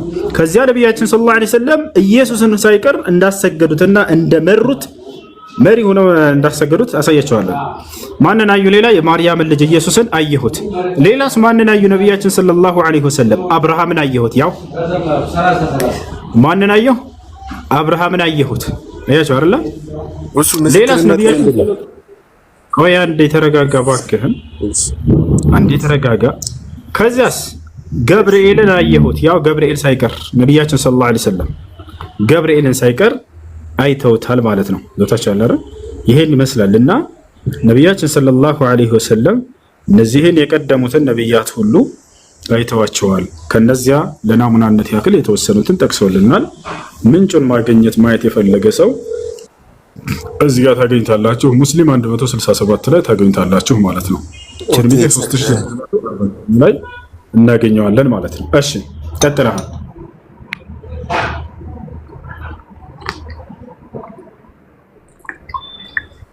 ዲቴል እንትኑን አላውቅም፣ ግን ይመስለኛል ታሪካዊ እንትኑን ሳነብ ጥቅሱን ባላቆም ምን ይላል መሰለ? አላህ ወይ ደግሞ ጅብሪል ወደሱ በመጣ ጊዜ ወደ ነብዩ መሐመድ በመጣ ጊዜ በምን ላቅ እችላለሁ የሚል ጥያቄ ለአይሻ ይጠይቃታል። አይሻ ደግሞ ምን ትሏለች? ልክ መንፈሱ በመጣ ጊዜ ለኔ ንገረኝ፣ እኔም ደግሞ የምለይበትን መንገድ ነግራለሁ ትሏለች። ከዛ ልክ መንፈሱ ሲመጣ አሁንስ መጣ ስትለው መጣ፣ ከዛንስ ጭኗ ላይ ተኛ ምናምን የሚል ዲቴል እኔ አሁን ሌላ ስልክ የለኝም፣ ግን ጥቅሱን አላቆም። እሱ ይሄ ማረጋገጫ ሊሆን ይችላል። ስለዚህ በዚህ አማካኝነት አሁን ያልከው የለም ከየት እንዳመጣው አላውቅም። መጨረሻ ላይ ተረቴን መልሶ አፌን በዳቦ አብሶ የሚል ቃል እንደረሳ ግን ላስታውስህ። ምክንያቱም አሁን ያወራህ ተረት ነው። የለም እንደሱ የሚል በቁርአንም በሐዲስም ላይ እኮ ማረጋገጫ ሊሆን የሚችል ነገር አለ። እኔም እኮ ይሄንን ታሪክ እኮ ይሄ ለኔ አሁን እንደ ታሪክ ወይ ደግሞ እንደ የሆነ ነገር እንጂ አሁን ለነገርከኝ ነገር ማረጋገጫ ሊሆን አይችልም። የምን ማረጋገጫ ልጅ? አንደኛ በቁርአን ላይ አለ፣ ሁለተኛ ምንም ተአምር እንዳላደረጉ ቁርአን ላይ ይጠቅሳል። አይደለም ምንም ተአምር እንዳላደረጉ ሳይሆን ተአምር ከአላህ ዘንድ ቆይ ቁርአን ላይ ያለው በአንድ መልእክተኛ ላይ ያለበትን ግዴታ እየገለጸ ነው። ወማ ካነ ሊረሱሊን አን የእትየ ቢአየትን ኢላ ቢኢዝኒላህ ይላል። ማንም መልእክተኛ በአላህ ፈቃድ እንጂ ከራሱ ተአምርን ሊያመጣ አይችልም ይላል። ትክክል ነው አይደለም? ይሄ እንደዛ ጥቅሱን ወይ ደግሞ በአማርኛውን እንደከፈትከው ጥቅሱን ከፍተን እናንብበው። ምንም ተአምር እንዳላደረገ አንዴ በአምላክ ፈቃድ እንጂ በራሱ ሊያመጣ እንደማይችል አንድ ነብይ ተአምርን ለመግለጽ ነው እነዚህ አንቀጾች የተነገሩት። እሺ አንድ ቦታ ብቻ እኮ አይደለም። እሺ ችግር የለውም። ስጠኝና እንመልከተውሽ። ስጠኝና እንየው የቱ ጋር ላውጣልህ ደስ ያለው። እሺ ሻሃዳ መያዝ የሚፈልጋለ የምትሉ ሰዎች አድሚኖች አስገቧቸው። እኔ ብሎ ይጻፍና ሻሃዳ አድሚኖች አስገቧቸው። ዴቫ የትኛው ላውጣልህ? አንተ የምትፈልገው ነዘዘኝ ነው። አንተ የምታውቃቸውን እንዳላውጣቸው ችግር የለውም። ከዛ እናንበው በአማርኛ ቅድም እንዳጠቀስከው አውጣው። ለምሳሌ ጥቅሶቹን እንትን ይላል እየወጣሁኝ እያየሁኝ ቁርአን ውስጥ እየገባሁ ማውጣት እችላለሁ።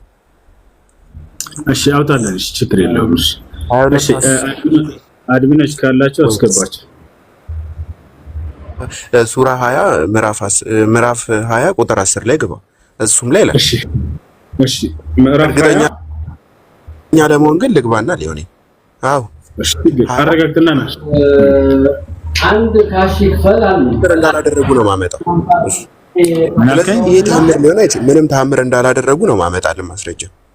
አንድ አምጣና ጥቅሱን ከዚያ በኋላ በሱ ላይ እናወራለን አልኩህ። ላስረዳህ እየሞከርኩኝ ነበር እምቢ አልክ። አስረዳኝ። ችግር የለውም። ይኸው ግባና አንተ ማይታው አስረዳኝ። እሺ ንገረኝ፣ የትኛውን ላውጣለህ? ላስረዳህ ግባና እንዴውስ አንዴ ግባና ስልኬ አብሽር። ያው ምዕራፍ 20 ቁጥር 10 ምን ይላል? ያው ከሌባው የገዛው ልጅ ታያል። ምዕራፍ 20 ቁጥር 10 እሳትን ባየና ቤተሰቦቹ እዚህ ቆዩ፣ እኔ እሳትን አየሁ፣ ከእርሷ ችቦን ላመጣላችሁ ወይንም እሳት ጋርን ናቀድ ይከብላለሁ ባለ ጊዜ አስታውስ ይላል። እሺ ለዛን ጊዜ እኮ ረስተኸው ነው እንጂ አሁን ምንድነው እዚህ ጋር ምንም ያወራኸው ነገር የለም። አንድ ስልክ ይዘውበት እሱ 10 ተሳስቼ ነው 10 እሺ ላውጣልህ። ከላይ ማን ነበረ ስምህ? ከላይ የገባኸው ልጅ ፍቄ አለ? ይሄኛው ልጅ ያለኝ ከላይ የገባኸው ልጅ አለ? ለከሰስ ለታሰር ካለ እሺ ቁርአን 10:20 ምን ይላል እሱ ላይ መሰለህ? ወየቁሉነ ለውላ ኡንዚለ ዐለይሂ አየቱን ሚን ረቢህ ፈቁል ኢነመል ገይቡ ሊላሂ ፈንተዚሩ ኢኒ መዐኩም ሚነል ሙንተዚሪን ይላል። በእርሱ ላይም ከጌታው የሆነች ተአምር ለምን አትወርድለትም ይላሉ አለ። ምንድን ነው ያሉት? ለምን ተአምር አልወረደለትም ብለው ህዝብ ነው የሚጠይቀው አይደለ? አዎ ከጌታው ተአምር ለምን አይወርድለትም ብለው ጠየቁ። ሩቅ ነገርም ሁሉ የአላህ ብቻ ነው አለ። አየህ፣ ሩቅ ነገርም ሁሉ የአላህ ብቻ ነው። ያ ማለት ከዚያ ማውረድ የኔ ስራ አይደለም እያሉ ነው ነብዩ ሰለላሁ ዐለይሂ ወሰለም። የአላህ ነው እርሱ። ተአምርን የሚያመጣው ማን ነው? ዴቭ አምላክ ነው በነብያት በኩል የሚያደርግላችሁ አይደለ? ስለዚህ ተአምር አላደረጉም አይልም። እዚህ ላይ የሚለው ምንድነው? ከአላህ ዘንድ የሚመጣ መሆኑን እየገለጸ ነው አንቀጹ። ሩቅ ነገርም ሁሉ የአላህን ብቻ ነው ይላል። ተጠባበቁም እኔ ከእናንተ ጋር ከሚጠባበቁ ነኝና በላቸው። ይህ ተአምር የሚባል ነገር የት አድርጋል? እባክህን ከአምላክ ዘንድ የሚመጣ ነገር እንጂ ተአምር አንድ ሰው ምድር ላይ ነብይ ቢሆን በራሱ ሰርቶ የሚያሳየው ነገር ሊሆን አይችልም ነው። አምላክ በነብያት በኩል የሚያደርግላቸው ነው። አሁን አላህ ያስገነዝባቸው የፈለገው ነገር እዚህ ጋር ምንድነው? ያ ነብይ ስለሆነ ብቻ በራሱ ባህርን ይሰለጥቃል ማለት አይደለም። ነገር ግን አምላክ ነው በእነርሱ በኩል የሚያደርግላቸው የሚለውን መጀመሪያ መገንዘብ አለባቸው። ያንን እያስረዳቸው ነው አላህ ሱብሓነሁ ወተዓላ። ይሄ ደግሞ በመጽሐፍም ላይ ያለ ነገር ነው። የሐዋርያት ሥራ ምዕራፍ 2 ቁጥር 22 ላይ ምን ይላል መሰለህ? أيها الرجال الإسرائيليون اسمعوا هذه الأقوال يسوع الناصري رجل قد تبرهن لكم من قبل الله بقوات وعجائب وآيات صنعها الله بيده قالوا من ይላል ጴጥሮስ ምን አለ? እናንተ የእስራኤል ሰዎች ሆይ ይህን ንግግሬን ስሙ። የናዝሬቱ ኢየሱስ ማለት እግዚአብሔር አምላክ በእርሱ በኩል ለእናንተ ድንቅና ተአምርን ያደረገላቸው የሆነ ለእናንተ የተገለጠ ሰው ነው እያለ ይናገራል። አየህ አይደለ? እግዚአብሔር በማን በኩል በኢየሱስ ክርስቶስ በኩል ተአምራትን አደረገ ብሎ ነው የገለጸው። ክርስቶስ ሲሰራ የነበረው ሁሉ እርሱ አይደለም የሰራው እያለ ነው። ማን የሰራለት? የድርጊቱ ባለቤት እግዚአብሔር ነው፣ አምላክ ነው አለ ጴጥሮስ። ነገር ግን በማን በኩል? በኢየሱስ ክርስቶስ በኩል አለ። ይህም እየተናገረ ያለው ያንኑ ነው። ሙሐመድ ሰለላሁ ዐለይሂ ወሰለም ተአምር እንዲያወርድላችሁ ትጠይቃላችሁ። እርሱ የማውረድ ስልጣን የለውም። ነገር ግን አምላክ ነው በእርሱ በኩል የሚያወርድለት፣ የአምላክ ብቻ ነው። እናንተ ተጠባበቁ ከአምላክ እስኪወርድ ድረስ የሚል አንቀጽ ነው ያለው። ገብቶሃል? እኛ ነቢያችን ሰለላሁ ዐለይሂ ወሰለም ሲሰሩ ግን እንዳው ጨረቃን ከፈሉላቸው ይላል ቃል በቃል። ገብቶሃል? እኛ ይህን ይዘን አይ ራሳቸው ናቸው የከፈሉት አምላክ ስለሆኑ ነው ብለን ጓ ማለት አላቃተንም። ነገር ግን ይሄን መሰረት መጀመሪያ ሊያስይዘን ፈልጎ ነው ቁርአን። የምታዩት ተአምር ሁሉ ከዚህ በኋላ ሙሐመድ ሰርቶ የሚያሳያችሁ ሰለላሁ ዐለይሂ ወሰለም ከእኔ ከአምላካችሁ የሆነ እንጂ ከራሱ አይደለም ብያለሁ ነው። ገብቶሃል አይደል? ይሄን መሰረት ማወቅ አለብን ነው። ቁርአን የሚናገረው ተአምር ሁሉ የሚመጣው ከሙሐመድ ሳይሆን ከአላህ እንደሆነ ለመናገር እንጂ እርሳቸው አላደረጉም ለማለት አይደለም። እርሳቸው ተአምር እንዳደረጉ ከ1000 በላይ ተአምራቶችን እሰጥሃለሁ። ለምሳሌ ጨረቃን መክፈላቸው سأل أهل مكة النبي صلى الله عليه وسلم فقالوا يا رسول الله يا محمد إن كنت نبيا أرنا آية فأراهم من شقاق القمر مرتين የመካ ሰዎች መጡና ነብዩ ሰለላሁ ዐለይሂ ወሰለም ጠየቋቸው። እንደው አንተ እንደምትለው እውነተኛ ነብይ ከሆንክ ተአምርን ሰርተህ እንድታሳየን እንሻለን አሏቸው። ከዚያም ጨረቃን መከፈልን 2 ጊዜ አሳዩአቸው ይላል። ጨረቃን ከፍለው አሳዩአቸው። ወጣለርላ አንደኛ ይሄ ነው። ሁለተኛ በሌላ ጊዜ ነብያችን ሰለላሁ ዐለይሂ ወሰለም ሱሐቦቻቸው ውዱ ማድረጊያ ውሃ አጣን አሏቸው። በብዙ ሺዎች የሚቆጠሩ ናቸው ሱሐቦች። ውሃ አጣን፣ ውዱ ማድረጊያ ሶላት ደረሰብን፣ ምን እናድርግ ሲሏቸው ጊዜ እሱ ምን ላይ ነው? ቁርአን ላይ ለውጣና ላሳይህ። ይሄን ያዩና ምስክሮች ስትላይ ነበር አይደል? ቅድም ምስክሮች የተናገሩትን ነው ማሳየው። ቁርአን ላይ ቁርአን ላይ ብሎ ማስረጃ ቁርአንና ሐዲስ ነው። የቀደሙ መጽሐፍ ቁርአን አይደል? لا ሁለቱም ከአምላክ ከአላህ Subhanahu Wa Ta'ala ዘንድ ነው። ቁርአንም ሐዲስም ነብዩ ሰለላሁ ዐለይሂ ወሰለም ብናሉ ኡቲቱል ቁርአን ወሚስለሁ መዐሁ አሉ። ቁርአንን ተሰጠሁኝ ከእርሱም ጋር የእርሱን አምሳያ ተሰጥቻለሁ አሉ። ከአላህ ዘንድ ነው የተሰጣቸው እርሱ። ነብዩ ሰለላሁ ዐለይሂ ወሰለም በሌላ ቦታ ላይ ብናሉ ተረክቱ ፊኩም ማ ኢን ተመሰክቱም ቢሂማ ለን ተضሉ በዕዲ ኪታበላህ ወሱነቲ አሉ። በመካከላቸው 2 ነገራቶችን ጥየላቸው እሄዳለሁኝ እነርሱንም አጥብቃቸው እስከያዛችሁ ድረስ አትጠሙም፣ እነርሱም ቁርአንና ሐዲስ ናቸው አሉ። ሐሰን ኢብኑ ዐጥያ የተባሉ ታላቁ ሱሐባ ምን አለ? ካነ ጅብሪል ዐለይሂ ሰላም ينزل بالسنة على النبي صلى الله عليه وسلم كما ينزل بالقرآن። ስለዚህ ቀደም የተጠቀሰልኝ እኮ እሱ ትክክል አይደለም ማለት ነው። አንድ ጊዜ ረጋ በለ። ሐሰን ኢብኑ ዐጥያ ምን አለ? መልአኩ ገብርኤል ለነብዩ መሐመድ ሰለላሁ ዐለይሂ ወሰለም ቁርአንን ሲያወርድላቸው እንደነበር ሁሉ ሐዲስንም ሲያወርድላቸው የነበረው እርሱ ነው አለ። ስለዚህ በቁርአንና በሐዲስ መካከል ከማስረጃ አንፃር መለየት አይቻልም። ሁለቱም ከአላህ Subhanahu Wa Ta'ala የሆኑ ናቸው። السنة هي الوحي الثاني من الله Subhanahu Wa Ta'ala للنبي صلى الله عليه وسلم። ሐዲስ ብሎ ማለት ሁለተኛው መለኮታዊ ራእይ ነው። ከቁርአን በመቀጠል ከአላህ ዘንድ እንጀርሱም ነብዩ ሰለላሁ ዐለይሂ ወሰለም ከራሳቸው ዝም ብሎ ደስ ስላላቸው የተናገሩት እንዳይመስላቸው። ሐዲስ ራሱ ይሄን ማን የመሰከረው የተናገረው ከተባለ ቁርአን ራሱ ነው። አላህ በሱረቱ ነጅም ላይ ይላል ወማ ينطق عن الهوى إن هو إلا وحي يوحى ይላል። ሙሐመድ ከራሱ አንዳችን አይናገርም እርሱ ከእኔ ዘንድ የሚተላለፍለትን ራእይ እንጂ በፍጹም ከራሱ አይነግራችሁም እያለ ቁርአን ራሱ ነው የተናገረው። አይ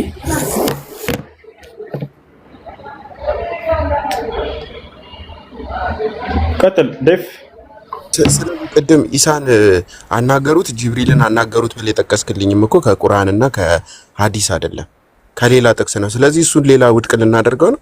ቁርአንና ሐዲስን ብቻ የምናምን ከሆነ ሐዲስ ነው ከሌላ አይደለም ያነሳሁት ከሐዲስ ነው። ምንጩን እያሳየው ሰሂህ ሙስሊም እያልኩት ታንጂ። ስለዚህ ሰሂህ ሙስሊም የማን ሐሳብ ነው ያለ ወይ ደግሞ ከቁርአን ጋር ተመሳሳይ የወረደ ጥቅስ ነው? ኦኬ እሺ ችግር የለውም። እሺ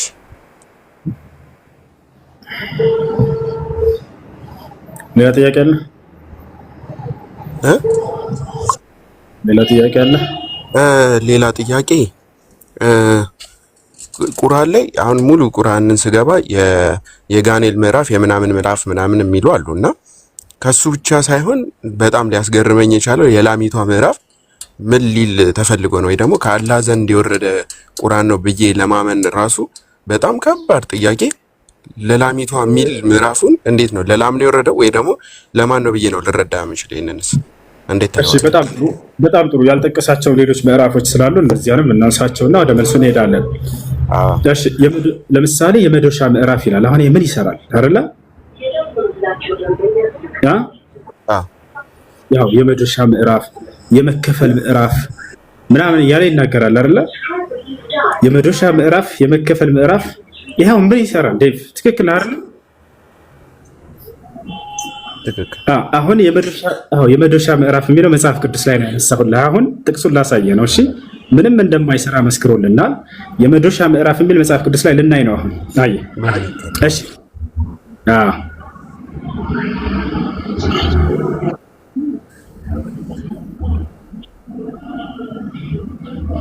የመዶሻ የማቴዎስ የሉቃስ እንደምንለው ነው ግምታ የሚመጣልኝ አይደል? አብሽር መቃቢያን ማለት ከ66ቱ መጽሐፍት ውስጥ እሺ መጽሐፈ ያው እና እዚህ ጋር ምን ይላል? አንደኛ መጽሐፈ መቃቢያን የሚለው ትርጉም መዶሻ ማለት ነው። እሺ ችግር የለውም ወደዛ እንሄዳለን። እሺ ያው መጽሐፈ መቃቢያን ማለት የመዶሻ ምዕራፍ ማለት ነው። አላሁ አክበር መዶሻ ማለት ነው። ያው እሺ ኦርቶዶክስ ነው ፕሮቴስታንት? ፕሮቴስታንት ነኝ። ፕሮቴስታንት ነህ? እሺ አዎ እማላቀውን ስታመጣ አላቀውም። ምክንያቱም አሁን መጽሐፈ መዶሻ ምናምን እሱ ብቻ ሳይሆን አሁን መዶሻ የሚለውን አምጥተህ ሱብሃንአላህ አልክ ላሚቷ ለሚለው ለምን አትልም? ወይ ደግሞ የጉንዳኑ ምዕራፍ ላይ ወይ የጋኔሉ ላይ የኛ ትርጉሙን ልመልስልህ ነው። እዚህ ላይ አንድ የምናገረው ስላለ እሺ መቃቢስ የሚለው ትርጉሙ መዶሻ ነው እንጂ ያለው መቃቢ የሚለው የሰው ስም ነው እኮ። ስለዚህ መጽሐፈ መቃቢያን ማለት ነው ትርጉሙ መዶሻ ከሆነ የስሙ ትርጉም ነው እንጂ መዶሻ የሚለው የሰው ስም ነው መቃቢስ የሚለው እኮ። ስለዚህ መጽሐፉን አሁን ጥያቄ መጽሐፈ መቃቢያን ሲል መቃቢያን ማለት ነው ብሎናል። መዶሻ ማለት ነው ብሏል አይደል? ለምሳሌ ላስረዳህ እኮ ጥያቄን መልስ። መቃቢያን ማለት መዶሻ ማለት ነው ብሏል አይደል? የስሙ ትርጉም መዶሻ ነው። ስለዚህ መጽሐፈ መቃቢያን ማለት የመዶሻ ምዕራፍ ማለት ነው አይደል?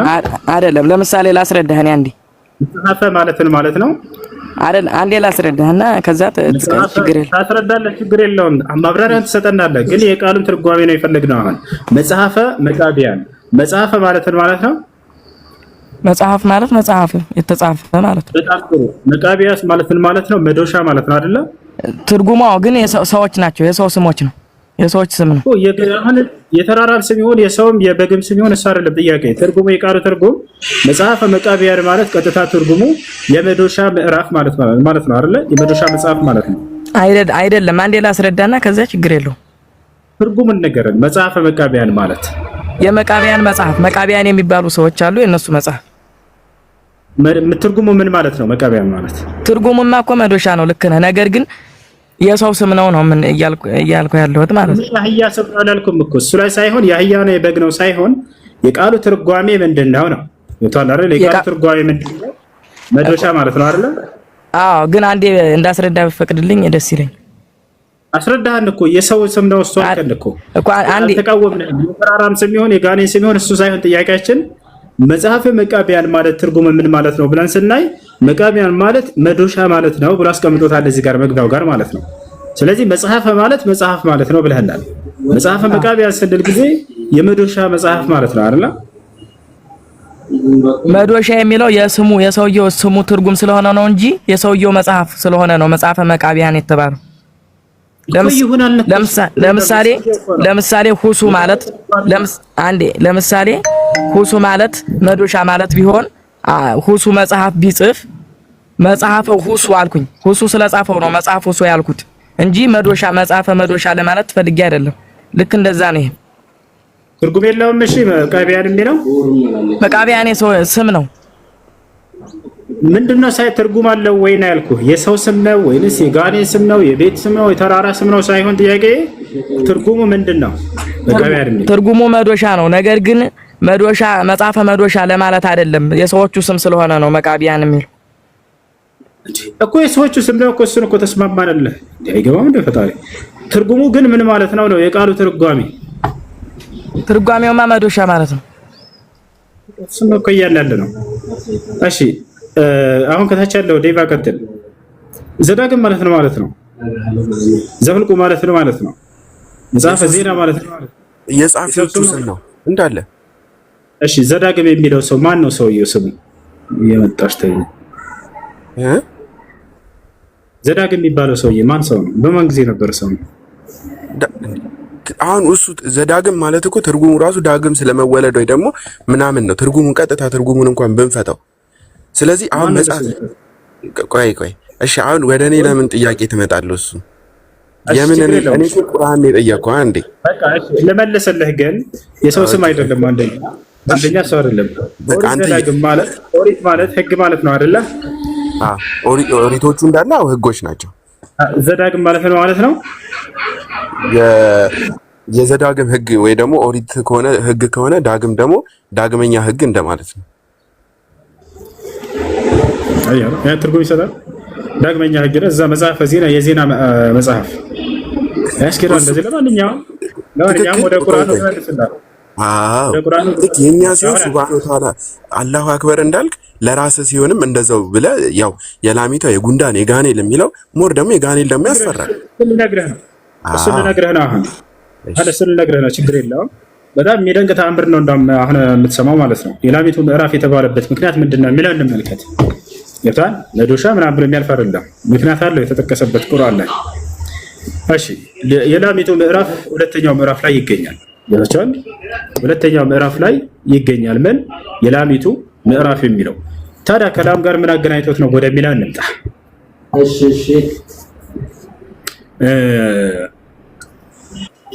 ሙሳ አለይሂ ሰላም እና እስራኤላውያኖችን አስመልክቶ የተነሳ ታሪክ ነው። በሱረቱል በቀራ የላሚቱ ምዕራፍ ውስጥ ስለ ላም የተነሳ የሆነ ታሪክ አለ በሙሳና በእስራኤላውያን በህዝቦች መካከል። በእስራኤላውያኖች መካከል አንድ ሰው ባለጸጋን ሰው ይገድላሉ እስራኤላውያኖች። ከዛም የዚያን ሰውዬ ንብረት ለመከፋፈል ብለው አስበው፣ ነገር ግን ያን ሰው መጨረሻ ላይ በንብረቱ ላይ ሳይስማሙ ሲቀሩ ይካከዳሉ። አይን አልገደልኩም ብለው ሁሉም ይሸመጥጣሉ። የገደለውን ሰው ታዲያ እንዴት እንወቅት በተባለ ጊዜ ሙሳ አለይሂ ሰላም ከአምላኩ ጋር ስለሚገናኝ አምላካችን ደግሞ ሁሉን ያውቃልና ማን እንደገደለው ስለሚያውቅ ሙሳን እንጠይቀውና እርሱ አምላኩን ጠይቆ ገዳዩን ይንገረን፣ ከዛ ፍርዱ ይወሰድበታል ተባለ። ከዛ እነዚህ እስራኤላውያኖች ሰዎች ሄደው ሙሴን ጠየቁት። ሙሴ ሆይ ከእኛ መካከል አንድን ንጹሕ ሰው ገድሏል፣ ያን ሰው ግን ሁላችንም ክደናል። የገደለውን ሰው ደግሞ አምላክ ሁሉን ያውቃልና ጠይቅልንና የገደለውን ሰው ይንገረን፣ ፍርድ እንዲወሰድበት አሉት። በዚህ ጊዜ ሻለ ሙሴ አላህን ጠየቀላቸው። አምላክ አላህ ሆይ እነዚህ እስራኤላውያኖች አንድን ሰው ገድለዋል፣ በመካከላቸው የገደለ ሰው አልታወቀም ገዳዩ ማን እንደሆነ። ረስተን እስቲ ድምፅን ቀንሰው። ከዚያ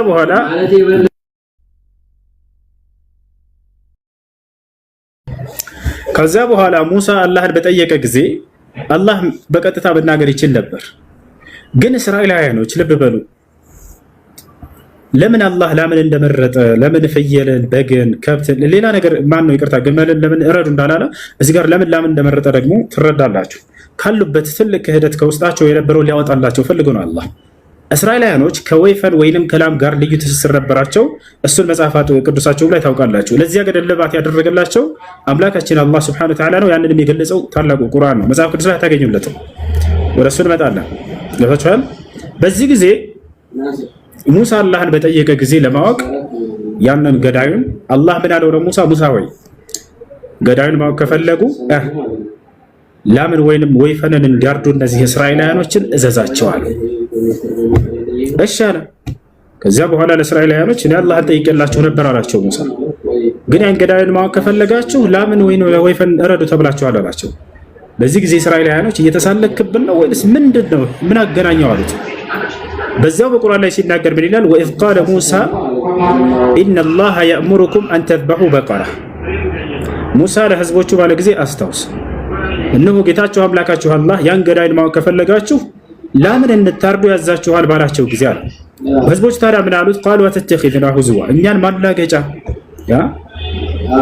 ማሾፊያ አድርገህ ይዘህን ነው እንዴት? ምን አገናኘው? ላም ማረድን ምን አገናኘው? ቃለ አዑዙ ቢላሂ አን አኩነ ሚነል ጃሂሊን። ሙሴ ምን አለ? እኔ በእናንተ አላጋጭና ሿፊ ከመሆን በአላህ እጠብቃለሁኝ፣ ይሄን አስቤ አይደለም አላቸው። ከዛቸዋል። ከዚያ በኋላ እንግዲያውንስ ያለ ማወቅ ከፈለጋችሁ ረዱ ተብላችኋል ብሎ ሙሴ ጥሏቸው ሄደ። እነዚህ ሰዎች እሺ አሉ፣ ምን እንደሚሆን ለማየት እናርዳለን አሉ። በብዙ ጭቅጭቅ ታሪኩን ታውቃላችሁ። ሱረቱል በቀራ ላይ አረዱ ያሰጥርላችሁና ማለት ነው። የሆነችን ላም አረዱ። ካረዱ በኋላ ላሟን ከዚያ በኋላ ሙሳ አለይሂ ሰላምን አላህ ምን አዘዘው? ፈቁልና ድሪቡሁ ቢባዕድሃ በታረደው በላሟ በሆነ በስጋዋ ክፍል አንሳና ቀብሩን ምታው፣ የተቀበረውን ሰው ማለት ነው። መታ አድርገው አንዴ።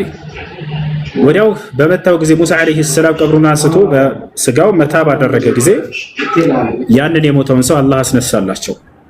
ወዲያው ተነሳና የሞተው ሰው በእስራኤላውያን መካከል ቆመና በዚሁ መንገድ ሙሳ በእስልምና አስተምህሮ ሙታንን አስነስቷል። ከዚያ በኋላ ምን አለ? ቀተለኒ ፉላን ኢብኑ ፉላን ብሎ ተናገረ። የገደለኝ አከሌ ልጅ ይሄ ነው ብሎ ተናገረ። አያችሁ አይደል? ስለዚህ ላም የሚለው የተነሳበት ምክንያት ታዲያ ከምን አንጻር ነው ከተባለ በሌላ እዛው ሱረቱል በቀራ ላይ አላህ ምን ይላል? ወኡሽሪቡ ፊ ቁሉቢሂም አልዕጅል አለ። እነዚያ እስራኤላውያኖች ላምን እንዲያርዱ አላህ ያዘዘባቸው ምክንያት በልባቸው ውስጥ የላምን ወይንም የወይፈንን ፍቅር ተጠጥተው ነበርና አለ። ከየት? ከግብፃውያኖች ያዩት ነበር። በግብፅ ላይ ባርነት ነበሩ፣ ባሪያዎች ነበሩ እስራኤላውያኖች። ገብታችኋል? ሙሴ ነፃ ባወጣቸው ጊዜ ሳሚሪ የተባለ ሰው ላምን ወይንም ወይፈንን በወርቅና በብር አቅልጦ አምላካቸው ይሄ ነው ብሎ ሰጥቷቸው ነበረ። ነገር ግን መጽሐፍ ቅዱስ ይሄንን ወደ ሃሩን ያስጠጋው። ኦሪት ዘጸአት ምዕራፍ 32 ከቁጥር 1 ሄደህ ብታነብ ምን ይላል? እስራኤላውያኖች ላምን ያመልኩ ነበር። ታውቃላችሁ? ወይፈንን ያመልኩ ነበር። ማን ሰርቶላቸው ይላል? እዛ ላይ አሮን ሰርቶላቸው ይላል። አላህ ያንን ከልባቸው ውስጥ ሊያጠፋላቸው ፈለገ። ስለዚህ ላምን ረዱ አላቸው። ገብቷቸዋል? አንተ የምታመልከውን አካል ከአንተ በታች ከሆነ የምታርደው ከሆነ አስተኝተህ እንደዚህ የምታርደው ከሆነ ምን ያክል ደካማ እንደሆነ አንተን ሊጠቅምህም ሊጎዳህም እንደማይችል ሊያሳያቸው ዘንድ አላህ ሱብሓነሁ ወተዓላ ላምን እረዱ ብሎ በቃ ግዴታ አደረገባቸው። የግዴታ የገደለዎች ያንን ገዳይ ለማወቅ ከፈለጋቸው ይሄን አድርጎ አላቸው። ሳይፈልጉ በግዳቸው ያን ነገር አደረጉ። አያችሁ? እነዚህ ሰዎች እስራኤላውያኖች ወይፈንን ላምን ያመልኩ ነበረ፣ ከወርቅና ከብር ተቀልጦላቸው ኦሪት ዘጸአት ላይ ያሳያለሁ። ለዚያ ግን አላህ ሱብሓነሁ ወተዓላ ከልባቸው ያንን ሊያጸዳላቸው ዘንድ ነው ላምን መርጦ ላምን እረዱ ያላቸው። በዚያም አማካኝነት በዚሁ መንገድ ሙሴ ሙታንን የማስነሳትን ተአምር በላም በኩል ተሰጠ። ከላሟ ስጋ አንሳና ያንን የሞተውን ሰው ቀብሩን አንዴ መታ አድርገው፣ የዛንም የሞተው ሰው ይነሳል፣ ሕያውም ሆኖ ገዳዩን ይናገራል አለው። ፈቁልና ድሪቡሁ ቢባዕድሃ ከዛሊከ ዩሕዪ ላሁ ልመውታ ወዩሪኩም አያቲሂ ለዓለኩም ተዕቂሉን አለ። ስለዚህ የላሟ ታሪክ የተባለበት ምክንያት በዚህ ምክንያት ነው። ይታላርላ። ይሄን ግን መጽሐፍ ቅዱስ ላይ በጣም የሚያሳዝነው ያችን ላም ወይንም ወይፈን የሰራት ታላቁ ነቢይ ሃሩን እንደሆነ እንደሚናገር ታውቃላችሁ። ነቢይ ሆኖ ጣዖት ሲሰራ ይሄ ነው አምላካችሁ ብሎ ከወርቅና ከብር አቅልጦ ለእስራኤላውያኖች ሰጣቸው። ይሄ ነው ከግብፅ ያዳናቸው ያወጣቸው አምላካቸው ብሎ ሰጣቸው። ጣዖት ይሄንን ወይፈን አመለኩ። ታዲያ ከዛ ከወይፈን አምልኮ ልባቸውን ቁርጥ ያደረገላቸው ማነው? አምላካችን አላህ ሱብሓነሁ ወተዓላ ምን አላቸው? ላሟን እረዱ ብሎ አዘዛቸው። የግዴታ ያን የሞተውን ሰው ለማወቅ ከፈለጋችሁ እረዱ አላቸው። አረዷትም ይላል። ከዚያን ጊዜ በኋላ እስራኤላውያኖችም ላም በልባቸው ውስጥ የነበረው ክብርና ቦታ ወጣላቸው። ምክንያቱም በእጃቸው አረዱት። ምን ያክል ደካማ እንደሆነ መለኮታዊ ኃይል እንደሌላት አወቁ። ይህን አላህ ሱብሓነሁ ወተዓላ ያደረገላቸው። ይሄ ግን መጽሐፍ ቅዱስ ላይ እንዲህ አይነት ሁኔታ አድርጎላቸዋል ወይ? አምላክ ላይ የለም ወፍ የለም ወፍ። ጭራሽ ያንን ጣዖት የሰራው ሃሩን ነው ብሎ ነው መጽሐፍ ቅዱስ የተናገረው። ቁርአን ግን መጣና አረመው። ምን አለ? ላ ሃሩን በፍጹም አልሰራም አለ። ታዲያ ማን ነው? ሳሚሪ የተባለ ሰው ነው የሰራው አለ። ፈአደለሁም ሳሚሪ፣ ሳሚሪ የተባለውም ሰው አጠመማቸው ወይፈኑን ሰርቶ ከብርና ከወርቅ። ከዚያ በኋላ ምን ይላል? ታሪኩ ይቀጥላል። መጽሐፍ ቅዱስ ላይ ምን ይላል? ልክ ሙሴ ከመጣ በኋላ ያንን ወይፈን ከወርቅና ከብር የተሰራችውን ላም ምን አደረገ? አቃጠለ። ከዚያስ ካቃጠለ በኋላ በውሃ በጥብጦ ለእስራኤላውያኖች ጋታቸው አጠጣቸው ይላል። አላህ ይህንን ማረመው። በፍጹም ሙሴ እስራኤላውያኖችን አላጠጣቸውም። ምን አደረገ ከተባለ ለኑሐሪቀነሁ ثم ለነንሲፈነሁ ፊል የሚ ነስፋ አለ ሙሳ። አቃጥለዋለሁ ይሄን ጣዖታችሁንም ከወይፈኑ የሰራችሁትን ከዚያም በባህር ላይ መበተንንም መበትንባችኋለሁ አላቸው። አቃጠለውና በተነው። መጽሐፍ ቅዱስ ለምን አለ ግን ያንን አጠጥቷቸዋል እስራኤላውያን ይላል። ነብይ ሆኖ ያንን የወርቅና የብር ጣዖት በጥብጦ ሲያጠጣቸው አቃጥሎ። አስቡት። ለሰዎች የሚጎዳ ነገር ነብይ እንዴት ያደርጋል? ወታቻለ እንደተቃላይ የዳዊቱ ምዕራፍ የሚለው ከዚህ ጋር በተያያዘ ነው። ሙሴ ታላቅን ተአምር ሙታንን ማስነሳትን የሰራበት እንዲሁም እስራኤላውያኖች ከግብፅ ይዘውት መጥተው የነበረውን በልባቸው ውስጥ ለወይፈንና ለላም የነበራቸውን የመለኮታዊ ክብር አላት ብለው የሚያስቡትን አላህ የቆረጠበት የሆነ ድንቅ ተአምር ያደረገበት የሆነ ነገር ነው ማለት ነው። ይሄን ይመስላል። ሌላውን ምዕራፍ ከፈለጋችሁ እነግራችኋለሁ። በዚሁ መሰረት የጋኔን ምዕራፍ የተባለበት ለምንድን ነው? የጉንዳኗ ምዕራፍ የተባለበት ለምንድን ነው? የሸረሪቱ ምዕራፍ የተባለበት ለምንድን ነው? እያንዳንዱ ከበስተጀርባው ወላሂ ድንቅ የአላህ ሱብሓነሁ ወተዓላ ተአምር አለበት። የሸረሪት ምዕራፍ የተባለው ለምንድን ነው? ሱረቱል አንከቡት ይላል። ሱረቱል አንከቡት የሸረሪቱ ምዕራፍ ተብሎ ለምን ተሰየመ? እዚያው በሱረቱል አንከቡት ላይ በሸረሪቱ ምዕራፍ በተባለው ላይ ስለ ሸረሪት አስመልክቶ የተነሳ ድንቅ ነገር ስላለ ነው። ምን ያህል መሰላችሁ አንቀጹ? مثل الذين اتخذوا من دون الله أولياء كمثل العنكبوت اتخذت بيتا وإن أوهن البيوت لبيت العنكبوت لو كانوا يعلمون على ለሚገርም ነገር ምሳሌ የሰጠበት ነው። እንግዲህ የሰው ልጅ መመካት ካለበት በማን ላይ ነው መመካት ያለበት? የሰው ልጅ ማምለክ ካለበት ማንን ነው ማምለክ ያለበት? አንድና ብቸኛ የሆነውን አምላክ፣ ኃያል የሆነውን አምላክ ነው። ከአላሆች በሌላ አካሎች ላይ የሚጠጋ ሰው ግን ደካማ የሆነ ነገር የተጠጋበት ነገር ምን ያክል ደካማ መሆኑን ለመግለጽ አላህ የተጠቀመበት የሸረሪት ድርን ነው። ወጣቸዋል። የሸረሪት ድር ወይ ከዝናብ አይጠብቅ ወይ ከፀሐይ አይጠብቅ። አስቡት፣ ዝናብ ቢመጣ ይዞት ይሄዳል። ከፀሐይም እንኳን ሊመክት የማይችል ደካማ የሆነ ነገር ነው። ከቤቶች ሁሉ ደካማ ቤት ብሎ ማለት የሸረሪት ቤት ነው አለ አላህ። ከሃዲያኖች እኔን ትተው በፍጥረታቶቼ ላይ መጠጋታቸው ልክ ሸረሪት ከዝናብ ለመጠበቅ እንደሰራቸው እንደ ቤቷ ያክል የዚያን ያክል ደካማ ነው እያለ እየተናገረ ነው። ከአላሆች ባሉ አካሎች ላይ መጠጋት ምን ያክል ደካማነቱን ለመግለጽ የተጠቀመበት ምሳሌ ነው። የፈለገ ቤት ብሎ ማለት ከሁለት ነገር የሚከላከል መሆን አለበት። ካልሆነ ደካማ ነው። አንድ ከዝናብ ሊከላከልልህ ይገባል። ካልሆነ ምንም ቤት ሆነ። ወይንም ደግሞ ከኃይለኛ ከፀሐይ የሚከላከል መሆን አለበት። ካልሆነ ለምን ቤት ሆነ? ለምን ቤት ተብሎ ተጠራ? አላህ ሱብሓነሁ ወተዓላ መሰሉ الذين اتخذوا من دون الله اولياء አለ። እነዚያ ከእኔ ከአላህ ውጭ ሌሎች አካሎችን ረዳት አድርገው የያዙ ሰዎች ምሳሌያቸው እንደምንድን ነው አለ? ከመሰል العنكبوت اتخذت بيتا ልክ ቤትን እንደያዘች እንደሰራች ሸረሪት ነች አሉ። وان اوهان البيوت ከቤቶች ሁሉ ደካማ ቤት ብሎ ማለት ለቤቱ العنكبوت የሸረሪት ቤት ነው አለ። ለው ካኑ ያዕለሙን የሚያውቁ ቢሆኑ ኖሮ አለ። ቤት ብሎ ማለት ከሁለት ነገር የሚከላከል መሆን አለበት። ካልሆነ ደካማ ቤት ነው። ወይ ከዝናብ እንዲከላከልልህ ነው ኃይለኛ ዝናብ ሲመጣ፣ ወይንም ደግሞ ኃይለኛ ፀሐይ ካለ ከዛ ሊከላከልልህ ዘንድ ነው። የሸረሪት ድር ደግሞ ለሁለቱም የማትከላከል ነች። ዝናብ ቢመጣ ይዟት የምትሄድ ደካማ ነች። ፀሐይም ቢመጣ እንኳን መመከት የማትችል ደካማ ቤት ነች። ከሃዲያኖች ከአላህ ውጭ ሌላን አካል ረዳት አድርገው መያዛቸው ምሳሌያቸው ልክ ሸረሪት ከዝናብና ከፀሐይ ይከላከልልኛል ብላ ድርን ሰርታ እንደያዘች ያክል ነው እያለ እየገለጸ ነው አላህ ሱብሓነሁ ወተዓላ። አይደለም ከዚህ አንጻር ነው። ሌሎችም ልክ እንዲሁ የጉንዳኒቱ ምዕራፍ የተባለበት ምክንያት የጋኔን ምዕራፍ የተባለበት ምክንያት እያንዳንዱ ከምዕራፎች ውሳኔ ማን ነው አላህ ሱብሓነሁ ወተዓላ ሲወስናቸው ጊዜ ከበስተጀርባቸው ወላሂ ለአዚም ትልቅ ጥበብ አለ። ዐሊመሁ መን ዐሊመሁ ወጀሂለሁ መን ጀሂለ። ያወቀው ያውቀዋል፣ ያላወቀው ያንን አላወቀው። ነገር ግን እናንተ አላወቃቸውም ማለት በዚያ ነገር ላይ መሳለቅ ተገቢ አይደለም። ምን ታስበበት ነው ብሎ ለምን ሰው አይጠይቅም? አይምሮ የተሰጠን እኮ እንድንጠይቅ ነው፣ እንድናውቅ ነው። አላህ በቁርአን ላይ ደስ የሚል አንቀጽ ተናግሯል። ፈስአሉ አህለ ዚክሪ ኩንቱም ላ ተዕለሙን አለ። የማታውቁ ብትሆኑ የእውቀት ባለቤቶችን ሄዳችሁ ጠይቁ አለ። ያሰላም። ነገር ግን የማታውቅ ከሆንክ እንድትሳለቅ የሚያደርግህ ከሆነ ምንድነው የገሰጸህ? አንተ ማን የመከረህ? በምንድን ላይ የታነጽከው? ሙስሊሞችስ የታነጹት በዚህ ቃል ላይ ነው። የሚያውቁ ከሆነ ያንን ነገር ተደንቀው ያልፋሉ። የማያውቁ ከሆነ ደግሞ ይሄ ነገር ምንድነው ብለው ሄደው እንዲጠይቁ ታዘዋል። ፈስአሉ አህለ ዚክሪ ኩንቱም ላ ተዕለሙን። የማታውቁ ብትሆኑ የሚያውቁ ሰዎችን ሄዳችሁ ጠጋ ብላችሁ ጠይቁ ይላል። ስለታችኋል። ስለዚህ እንዲህ አይነት ምዕራፎችን በምታዩ ጊዜ ከመጽሐፉ ባለቤቶች ከሙስሊሞች ጋር ሄዳችሁ ምን ታስቡበት ነው ከበስተጀርባው እስኪ ንገሩን ብላችሁ ብትጠይቁ መልካም ነው ማለት ነው። እና ይሄን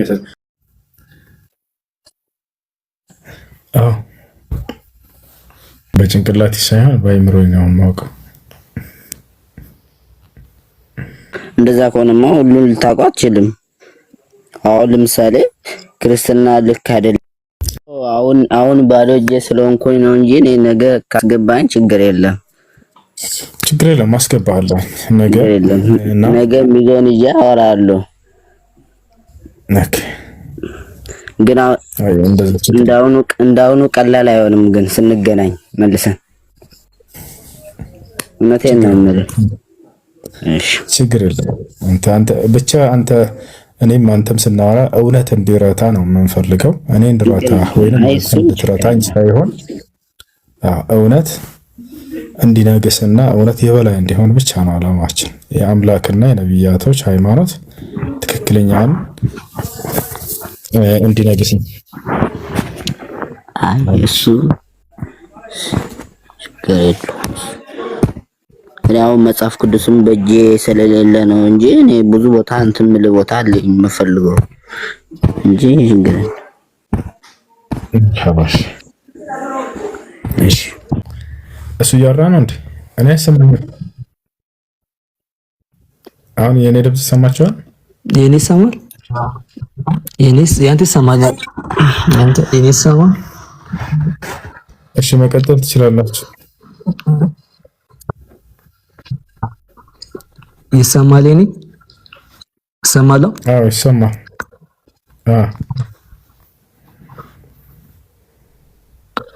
ኦኬ ክርስቶስ አምላክ ስለመሆኑ ብዙ ጥቅስ እየጠቀስኩልህ ነበርና ልቀጥልልህ? ሌላ ጥቅስ ልቀጥልልህ? አንድ ጥቅስ አላመጣ፣ ሁሉንም አይተናቸው። ወደ ቀጣይ ኢየሱስ ክርስቶስን አምላክ ነው ብሎ አስተምሯል።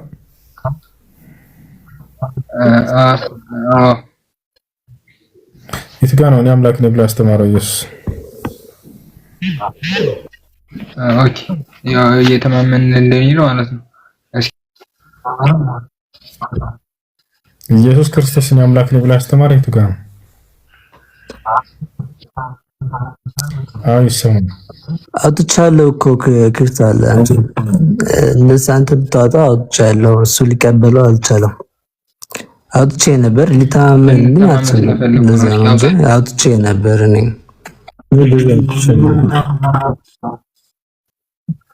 እሺ ኢየሱስ ክርስቶስን አምላክ ነው ብሎ አስተማረበት ቦታ ካለ አሳይ። ከኔ ጋር ይጨርስ ማለት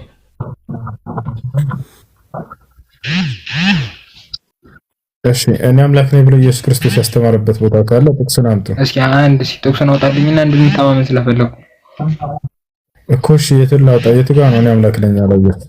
ታወጣልኝ ወይኔ በፈጣሪ አወጣልሃለሁ። ኦኬ እሺ አንዴ እስኪ ዘጸአት ምዕራፍ 3 ከቁጥር 2 ላይ ያወጣል። ኦኬ ምን አገናኘው እዛ ኢየሱስ የሚል ቃል አለ እዛ? ዘጸአት ምዕራፍ 3 ከቁጥር 2 ኢየሱስ የሚል ቃል አለ ወይ እዛ? አዎ የቱ ጋር ነው ኢየሱስን አምላክ ነኝ ያለው? ከዛ ላይ የእግዚአብሔር መልአክ ተብሎ የተገለጸው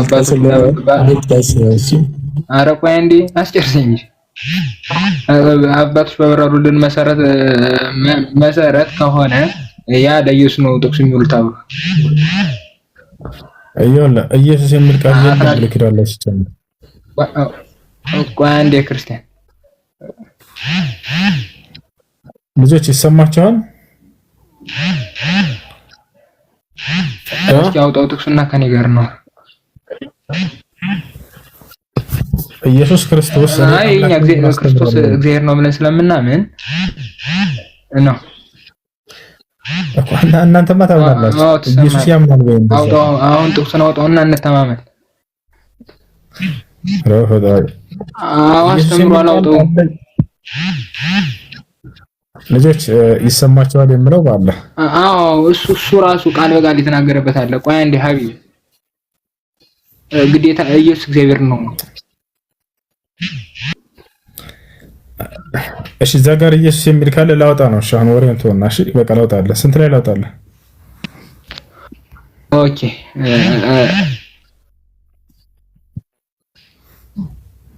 ዘጸአት ስንት ነው ያልከው?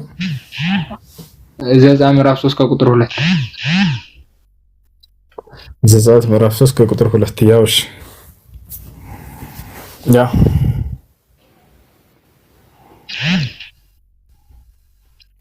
ምዕራፍ 3 ከቁጥር 2 ጀምረን እስከ 6 ያለው እሺ ያው አውጣው ያው አውጣውልህ። እሺ የእግዚአብሔር መልአክ በእሳት ነበልባሎች በሾም ቁጥቋጥ መካከል ታየው። ከዚህ ላይ የእግዚአብሔር መልአክ የተባለው ማን ነው? የእግዚአብሔር መልአክ ነው። የእግዚአብሔር መልአክ የተባለው ማን ነው? መልስልኝ እስኪ።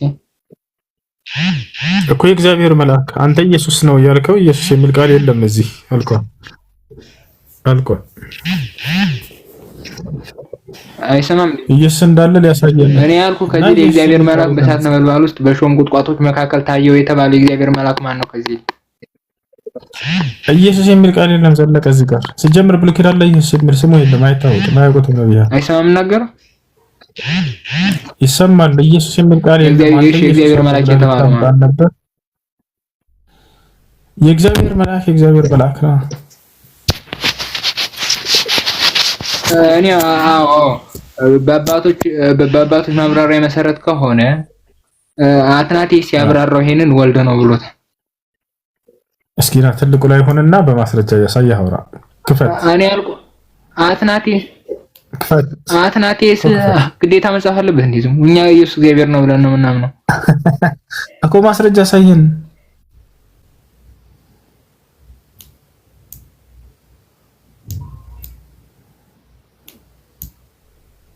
አይ እኔ ላሳየው እሱ በዛ ላይ እኛውን እሱን ሳይሆን እኔ ላሳየው፣ ችግር የለውም። በቃ እኔ ላሳየው አንዴ እኔ ላሳየው እያለ ነው። በቃ አንተ አሳየለት ና ወሬው ተውና አሁን ወደ ማሳየት እንዴ። አይ ችግር የለውም። መጽሐፍ አይ ቲንክ መጽሐፍ ላሳየው ብሏል። በቃ እሱ ያሳየን፣ አንተ አሳየን። በቃ ክፈት፣ ሂድ ወሬውን ተው። አሁን አሳይ ዝም ብለህ አንተ ቆይ የእግዚአብሔር መልአክ ማን ነው ብዬ አንዴ የሚያሳድግ አንድ አሁን አትናቴዎስ እንደዚያ ብሎ ተርጉሞታል ብለሃል።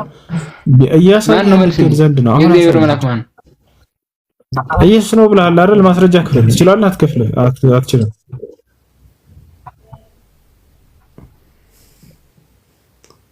እኔ አልከፍትም። አይ እነግርሃለሁ። አትናቴስ ኦሪት ላይ ችግር የለውም አነብልሃለሁ። እሺ ጠፍታለች።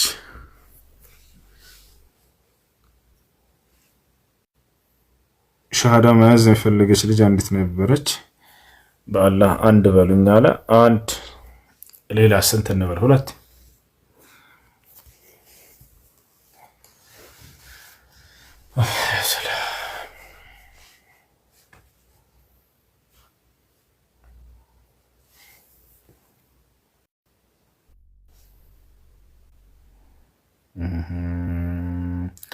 قالوا يا أبانا ما لك لا تأمنا على يوسف وإنا له لناصحون أرسله معنا غدا يرتع ويلعب وإنا له لحافظون قال إني ليحزنني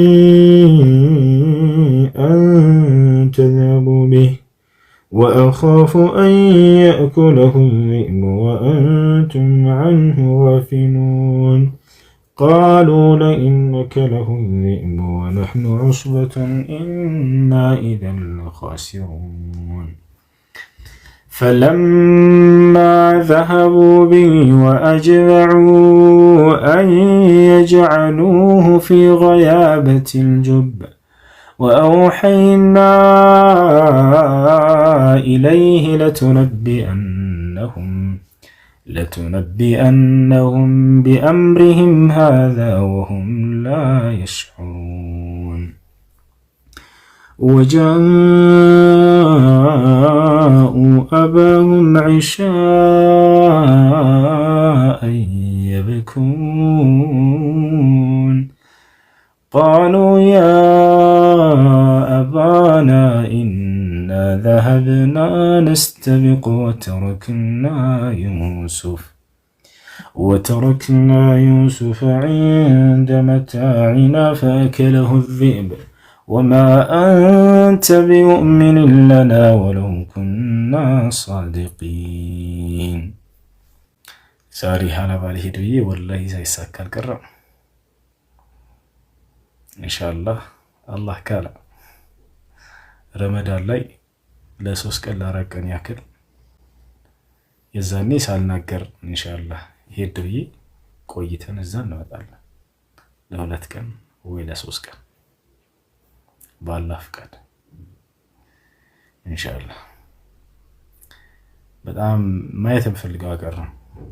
በጣም ማየት እንፈልገው ሀገር ነው ወላሂ። ግን ስንነሳ ጊዜ እንትን አላልንም ነበር። በቃ ታውቃላችሁ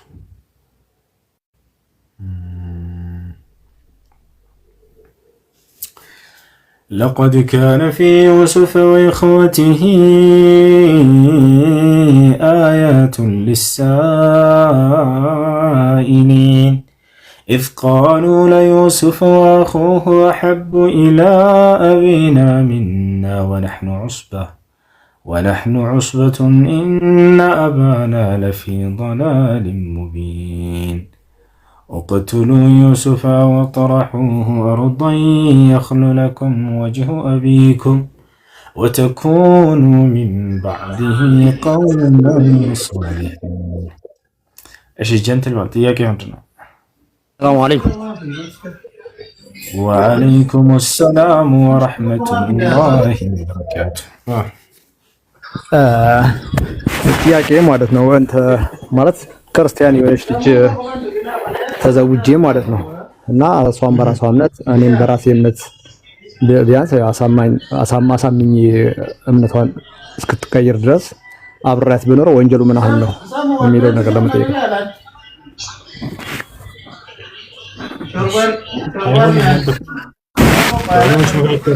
ኺላፍ ቢኖረውም ነብዩ ሰለላሁ ዐለይሂ ወሰለም ፈቅር ቢዛቲ ዲን ያሉት እንደገና አብዱላህ ኢብኑ ዑመር ቀጥታ አይቻልም ብሎ ተናገሩ።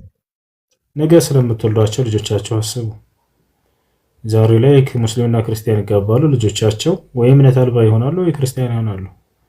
የአይንህ ማረፊያ ተብሎ የሚታሰበው ልጅህን ነገ አንተ ከሄድክ በኋላ እንደ ቀደምት መልካም ሰለፎች ጀግና ሆኖ ዲኑን የሚያስተላልፍ አይነት ልጅ ወልዳቸው አስባቸው ነው እንጂ መኖር ያለባችሁ ጊዜያዊ እንትናቸውን አትመልከቱ። ስለዚህ ፈظፈር ቢዛቲ ዲን ተሪበት የዳክ ብለው ነብዩ ሰለላሁ ዐለይሂ ወሰለም ተናግረዋል። ዲን ያላትን ምርጣቸው አግቡ ብለው ተናግረዋል። እሺ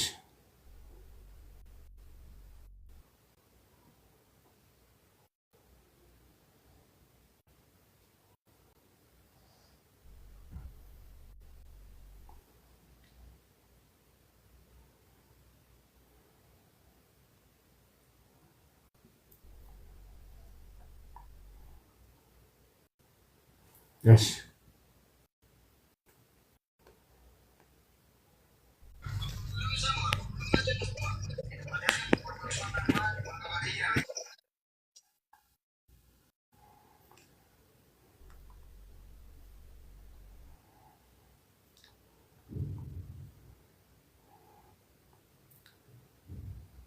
ቀጥሉ።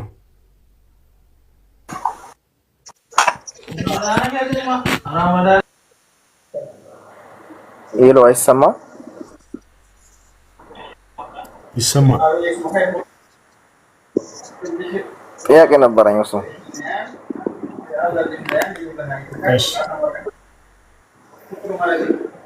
ጥያቄ በአጅነቢይ ጉዳይ ነው። እንትና የኔ የአባቴ ያጎቱ ልጅ እናቴን ይወርሳል ማለት ነው። ከዛ ያ የአባቴ ያጎት ልጅ በኔ ምስት አጅነቢ ይሆናል ወይስ እንዴት ነው? እንዴት አድርገው እንዴ የሚረብሽ ድምፅ አለ ከአንተ ጋር ምን ነበር ያልከው? ትንሽ ሙከየፉ ነው።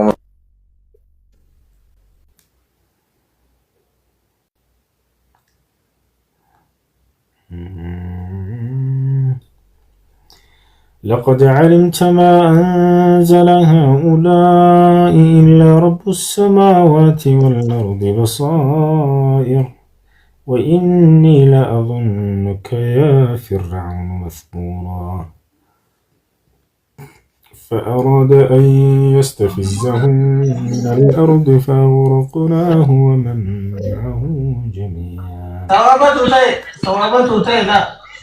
كربين سبب سيقولوا أنا باقي قدم تجين كم تقول نبدأ بتجرجرات يا حلو أنت يا مسلم السلام عليكم ወራህመቱላሂ ወበረካቱ። ቻው ልጆች፣ መልካም አዳር ይሁንላችሁ።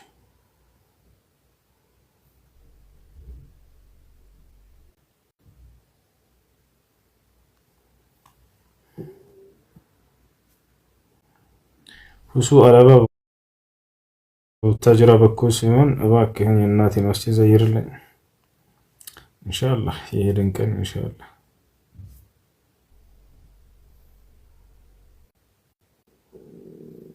ማክቤል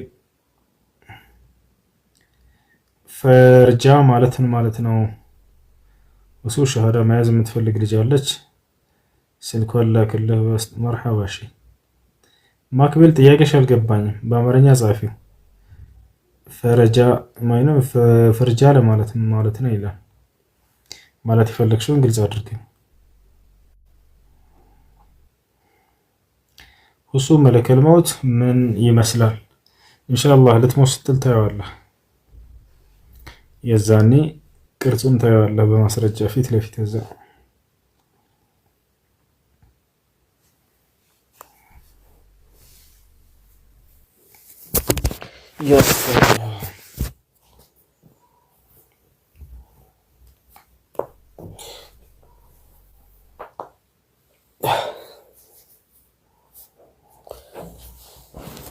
መለኩል መውትን ልትሞት ስትል ታየዋለህ።